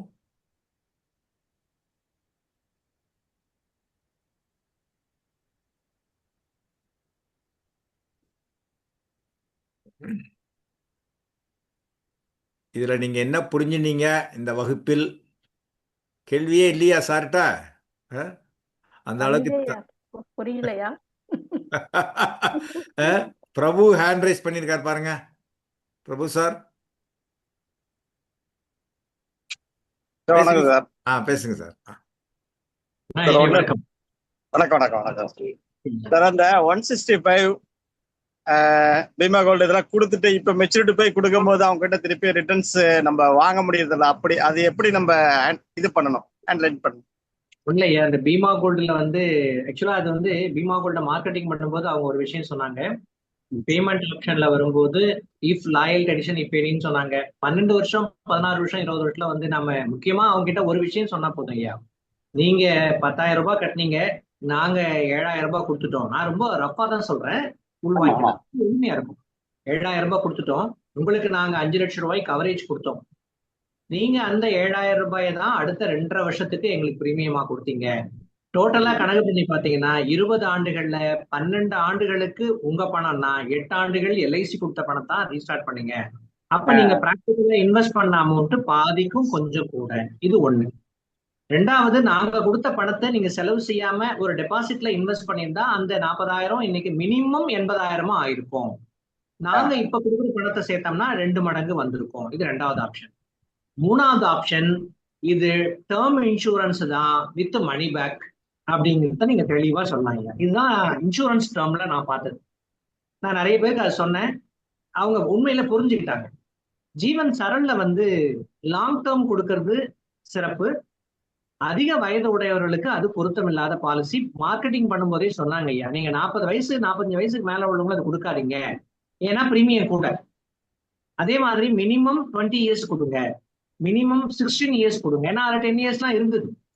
அந்த ஒரு சிக்கல். இந்த 2 இஷ்யூவுமே நீங்க பிராக்டிக்கலா ஒரு பாலிசி, நான் 2 விஷயத்த இப்பத்துல இருந்து தொடர்ந்து பாக்குறேன். தொடக்கத்துல இருந்தே அசிஸ்டன்ட் பிரான்ச் மேனேஜரை அந்த பாலிசியை தெளிவா அவர் புரிஞ்சுக்கிறாருன்னு அவரை நான் உண்டு இல்லைன்னு பண்றது மரபு. ஏன் அப்படின்னா, இல்ல ஜோக் இல்ல நான் சொல்றது, அவர் தெளிவா புரிந்து கொண்டு சொன்னால்தான் நம்மால் கொஞ்சமாவது சொல்ல முடியும். நான் 901 902 வித்ததுக்கு முக்கிய காரணமே மிக தெளிவாக அவர்கள் அதை புரிந்து கொண்டு சொன்னார்கள். பீமா கோல்டுல மிக தெளிவா சொன்னாங்க, கட்டின பணத்தை விட கம்மியா தான் சார் வரும், ஆனால் 20 இயர்ஸ் கொடுத்தீங்கன்னா 10% லாயல்டி எடிஷன் வரும். இதை நான் லைவா பார்த்தேன். அது பரவாயில்லை. இந்த ஜீவன் சரல் நடைமுறையில உண்மையில சிக்கல் தான். ஆனால் பொசிஷன்ல நாம தெளிவா இருந்தோம் என்று சொன்னால் நாம கவலை கொள்ள வேண்டாம். சரி, ஓகே. ஓகே, நன்றி. மகிழ்ச்சி, நன்றி. ஓகே. ஐ திங்க் வேற யாரும் இல்லைன்னு நினைக்கிறேன். மிக்க நன்றி. ஓகே. நீங்க வேற ஏதாவது சொல்லணுமா ஐயா ஏழுமலை சார்? என்னுடைய கவனிப்பு என்னன்னா, உங்களுடைய அணுகுமுறை மிக அற்புதமாக இருக்கிறது. பொதுவா முகவர்களுடைய அணுகுமுறையில நான் ஒரு விஷயத்த புரிஞ்சுக்கிட்டேன். எல்லாருமே முகவர்களாக இருந்தாலும் கூட மற்றவர்களுக்காக நாம் பயன்பட வேண்டும் என்று அர்ப்பணித்துக் கொள்கின்ற உங்கள் மனோபாவம் என்னை வியக்கச் செய்கிறது. ஒவ்வொரு நிகழ்விலும் நாம ஏதாவது ஒண்ணு பண்ணிட்டே இருக்கணும் அப்படிங்கிற உங்கள் ஈடுபாடு மெய்சிலிருக்க வைக்கிறது. நான் பலமுறை இந்த 5 ஆண்டுகள்ல உங்ககிட்ட பேசியிருக்கேன். உங்கள்கிட்ட பேசி ஜெர்மனில ஒரு பாலிசி கம்ப்ளீட் பண்ண அனுபவம், பாண்டிச்சேரியில நிஜமாவே பாண்டிச்சேரியோட ஹிஸ்டரியில யாருமே என்ஆர்ஐ பாலிசி ஓவர்சீஸ்ல இருந்து பண்ணவே கிடையாது. முதல் நான் பண்ணது அந்த மேனேஜர் மீட்டிங்ல சொல்லும்போது ரொம்ப மகிழ்ச்சியா இருந்தது. அந்த அனைத்தும் உங்களையே சேரும். அதுக்கப்புறம் இன்னொரு டெவலப்மெண்ட் ஆஃபீஸர் சொன்னாரு, அதையும் நான் பார்த்தேன். அதே மாதிரி எம்டபிள்யூபி ஆக்ட பத்தி நீங்க சொன்ன விதங்கள் மிக அற்புதம். நிறைய விஷயங்கள் கற்றுக்கொள்ள வேண்டியவர்கள் கவலைப்படாமல் இருக்கிறார்கள், கவலைப்படாமல் இருக்க வேண்டியவர்கள் கற்றுக்கொள்கிறார்கள் என்பதை நீங்கள் அழகாக உணர்த்துகிறீர்கள். உங்கள் சேவை நாம் அனைவருக்கும் தேவை. வாய்ப்புக்கு மகிழ்ச்சியும் நன்றியும். நான் அதுக்கு வேண்டி கேட்கல. நீங்க வேற ஏதாவது you wanted to convey something to our agents community அப்படிதான் நான் கேட்டேன். நாட் இது. Anyway thank you so much. Now I would request our COD member mister Kantilal to render vote of thanks. Kantilal sir. Good evening sir. வணக்கம். மிகவும் அற்புதம் sir. அதாவது எதையுமே விட்டு வைக்கல. நார்மலா இது வரைக்கும் நானும் எத்தனையோ செஷன்ஸ் எல்லாம் பார்த்திருக்கோம், நிறைய அட்டென்ட் பண்ணிருக்கோம். த ஹிஸ்டரி ஆஃப் இன்சூரன்ஸ், அதாவது from the birth of insurance அப்படின்னு தான் சொல்லணும். இன்சூரன்ஸ் பிறந்ததிலிருந்து எப்படி வளர்ந்தது, எப்படி, அதாவது அதை டோட்டலா நீங்க ஹிஸ்டரியை எடுத்து ரொம்ப அற்புதமா சொல்லியிருக்கீங்க. இது வரைக்கும் எனக்கு தெரிஞ்சு யாரும் இந்த மாதிரி முன்னாடி கேட்டிருப்பாங்களான்றது ஒரு சந்தேகம் தான். ஸோ இப்போ ஒரு 1.5 மணி நேரம் உட்காந்து இதெல்லாம் கேட்கறதுக்கே எங்களுக்கு அவ்வளவு கஷ்டமா இருக்கு. பாத்தீங்கன்னா நிறைய முகவர்கள் உள்ள வந்தாங்க, போனாங்க, வந்தாங்க, அப்படி இருந்தாங்க. ஒரு லிமிட்டுக்கு மேல அப்படியே ஸ்டெடியா இருந்துட்டாங்க. உங்க கூட அந்த ஃப்ளோல வந்துட்டாங்க எல்லாரும். ஸோ இந்த 1.5 மணி நேரத்துக்கே முகவர்கள் இவ்வளவு கஷ்டப்படும் போது இவ்வளவு சேகரிச்சு இதெல்லாம் நீங்க ப்ரெசென்ட் பண்ணி அதற்காக எவ்வளவு கஷ்டப்பட்டிருப்பீங்க, எவ்வளவு நம்ம கம்யூனிட்டிக்காக உழைச்சிருக்கீங்கன்றது பார்க்கக்குள்ள நன்றி சொல்றதுக்கு வார்த்தையே இல்லை. பொசிஷனிங் பத்தி ரொம்ப ரொம்ப தெளிவா அற்புதமா சொல்லியிருந்தீங்க. அதாவது A to Z எல்லாத்தையுமே கவர் பண்ணிட்டீங்க. நமக்கு மார்க்கெட்டிங் எப்படி பண்ணணும், சேல்ஸ் எப்படி, பொசிஷனிங் எப்படி, நம்ம இன்கமை எப்படி ஏத்துறது, கஸ்டமரை எப்படி சாட்டிஸ்ஃபை பண்றது, அப்ஜெக்ஷன் ஹேண்ட்லிங், எல்லாத்தையுமே ஒரே ஃப்ளோல எல்லாத்தையுமே கம்ப்ளீட் பண்ணிட்டீங்க சார். உங்களுக்கு நன்றி சொல்வதற்கு வார்த்தை இல்லை. இருந்தாலும் எனக்கு தெரிஞ்ச அளவுக்கு முகவர்கள் அனைவருக்கும் சார்பாக நன்றியை தெரிவித்துக் கொள்கிறேன். மீண்டும் எங்களுக்கு நீங்க உங்களுடைய தமிழ் அறிவியால் எங்களுக்கு கோடையில எப்படி இன்னைக்கு நமக்கு குழுமை தேவைப்படுகிறது, அந்த மாதிரி உங்க அருவி எங்க மேல கொட்டணும். ஏஜென்ட்ஸ் எல்லாரும் அதுல ஃபுல்லா நினையணும், நினைஞ்சு அவங்க தொழில மிகவும் சிறக்கணும். உங்களுடைய சேவை தொடரணும். எங்களுக்கு மிக்க நன்றிகள் ஐயா. Thank you very much. ஒரு சின்ன ரெக்வஸ்ட். பக்கத்துல தான் சார், கடலூர் தான். அத பார்த்தேன் கடலூர். கண்டிப்பா நம்ம சந்திக்கலாம் ஐயா. இதுல கூட மீட்டிங்ல கூட பார்த்திருந்தேன் சார். நம்ம அந்த கேலக்ஸி அரேஞ்ச் பண்ணிருந்தாங்களே, நீங்க தான் பண்ணீங்க. ஆமா ஆமா, சிறப்பு சிறப்பு சார். எங்க குழு சார்பாக ஒரு ரெக்வஸ்ட் நான் வைக்கிறேன். சொல்லுங்க. வாழ்வியல் தத்துவங்கள் அப்படிங்கிறத ஒரு வள்ளுவர் பெருந்தகை குறள்களை கொஞ்சம் இணைத்து ஒரு வகுப்பு எடுக்க முடியுமா பாருங்க. அதாவது 2000-2500 வருடங்களுக்கு முன்னாடி வள்ளுவ பிறந்தகை சொன்னதால இப்ப எல்லாமே நடந்துட்டு இருக்கு. அதுதாமே சயின்டிபிக், அதெல்லாமே பிராக்டிக்கலா எடுத்து இம்ப்ளிமெண்டேஷன் எல்லாமே அப்படிதான் நடக்கிறது. ஆனா வாழ்வியல் தத்துவங்கள் கொஞ்சம் இன்சூரன்ஸ் துறைக்கு அப்பாற்பட்டு முகவர்கள் நலனுக்கு, மனிதர்கள் நலனுக்கு, அது ஒரு உங்களுக்கு தெரியும் எப்படி பேசணும்னு. ஏன்னா since you are the Tamil புலவர் முனைவருங்கிறதுனால I take liberty in requesting this whenever you find time. அது அடிப்படையாக உங்கள் topic I leave it you. அது ஒரு நாள் எடுத்தால் கொஞ்சம் டிஃப்ரெண்டாக எல்லாருக்கும் நல்லபடியாக அந்த மெசேஜ் போகுங்கிறது என்னோட நம்பிக்கை. எப்போ உங்களுக்கு டைம் கன்வீனியண்டாக இருக்கோ யூ லெட் மீ நோ. அது ஒரு இது நம்ம பண்ணினா நல்லா இருக்கும் அப்படிங்கிறது. சூழல் உணர்ந்து அதை நம்ம நிச்சயமா செய்யலாம் ஐயா. அதே மாதிரி என்னுடைய ரிசர்ச் ஆய்வுடைய அணுகுமுறையை வந்து கதாபாத்திரங்களுடைய வாழ்வியல் தத்துவங்கள் எப்படிலாம் இருக்கு அப்படிங்கிறது பற்றி தான். அது ரொம்ப காப்பீட்டு துறைக்கு பயனுடையதாகவும் இருக்கு.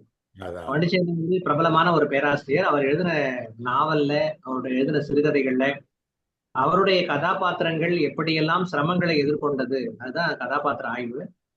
அது பாத்தீங்கன்னா பஞ்சாங்கம் படைப்புகளில் விளிம்பு நிலை மக்கள், இதுதாங்க டைட்டில். ஓ அது வந்து ரொம்ப நம்முடைய துறைக்கு வந்து ரொம்ப ஒற்றிய ஒரு கருத்தாக பார்க்கப்பட்டது. ரொம்ப அற்புதமானது ஒன்று. நிஜமாவே வந்து படிப்பை ஆர்வமாக பண்ணுகிற வயது என்பதை தாண்டி அதை பண்ணும்போது எனக்கு ஏற்பட்ட அனுபவங்கள் ரொம்ப வித்தியாசமானது. நம்முடைய இப்போ இருந்துட்டு போன முன்னாள் ஆளுநர் திருமிகு RN ரவி அவர்கள் தான் பட்டமளிப்புல அந்த பட்டம் கொடுத்தாரு. அது ஒரு முக்கியமான தருணம். ஓ சூப்பர், வெரி குட். வந்து நிச்சயமா பார்க்க முடியுது. அண்ணாமலை பல்கலைக்கழகத்துல அந்த துறை பண்ணும்போது அந்த ரிசர்ச்சுக்கு பிறகு எந்த ஒரு செய்தியும் அவ்வளவு சாதாரணமாக விட்டுவிடக் கூடாது என்கின்ற அறிவியல் சித்தாந்தத்தை அதுதான் ஏற்படுத்துது. அப்ப நீங்க அதையே கூட எடுக்கலாம், அந்த டாபிக்கே வச்சு கூட நீங்க ஒரு செஷன் எடுக்கலாம். இந்த முறை அது நீங்க ஏற்கனவே ஒரு முறை இதற்கு முன்பு இருந்த பயிற்சி மையத்துல இருந்த போது நான் எடுத்ததை நீங்க பார்த்திருப்பீங்க. ஆமாம். அந்த நிகழ்வில் இருந்து இந்த பயிற்சி எப்படி இருந்ததுன்னு உங்க கருத்தை நீங்க சொல்லுங்க ஐயா. நான் அதுதான் எதிர்பார்க்கிறேன். ஒண்டர்ஃபுல் ஃபீட்பேக், பயங்கரமா நான் சொன்னேன். அதாவது அவங்களுக்கு ஒன்று தமிழ்ங்கிறதுனால ஃபுல்லா தே அண்டர்ஸ்டுட். அதனால கிளியரா நீங்க வந்து அந்த காப்பீட்டு உலகத்து, அதாவது குளோபலைசேஷன்லேருந்து நம்ம இம்ப்ளிமெண்டேஷன் வரைக்கும் பொசிஷன் வரைக்கும் கொண்டு வந்ததுனால டெலிவர்டு வெல். இது அதில் ஒன்றும் டவுட்டே கிடையாது. அருமையான இது. இந்த இது கொஞ்சம் நம்ம திங்க் பண்ணி ஒரு நாள் வேணா வச்சுக்கலாங்கிறது என்னோட கருத்து. என்ன டாபிக் உங்களுக்கு ஐ லீவ் இட் யூ, நீங்கள் எது சொன்னாலும் ஓகே தான். Anyway thank you so much sir. உங்கள் நேரத்திற்கும் உங்களோட சிறப்பான அந்த ஒரு ப்ரிப்பரேஷனுக்கும் பிபிடிக்கும் அருமையாக இருந்தது. எல்லாருக்கும் மிக்க நன்றி. இது ஒரு அனதர் 1 ஹவரில் நம்ம இப்போ யூடியூப்ல நம்ம போட்டுருவோம். Thank you so much. அடுத்த வாரம் சந்திப்போம் அனைவரும். மிக்க நன்றி சார். Thank you so much. மகிழ்ச்சி மேடம். நன்றி. Thank you very much, sir. Thank you. மகிழ்ச்சி.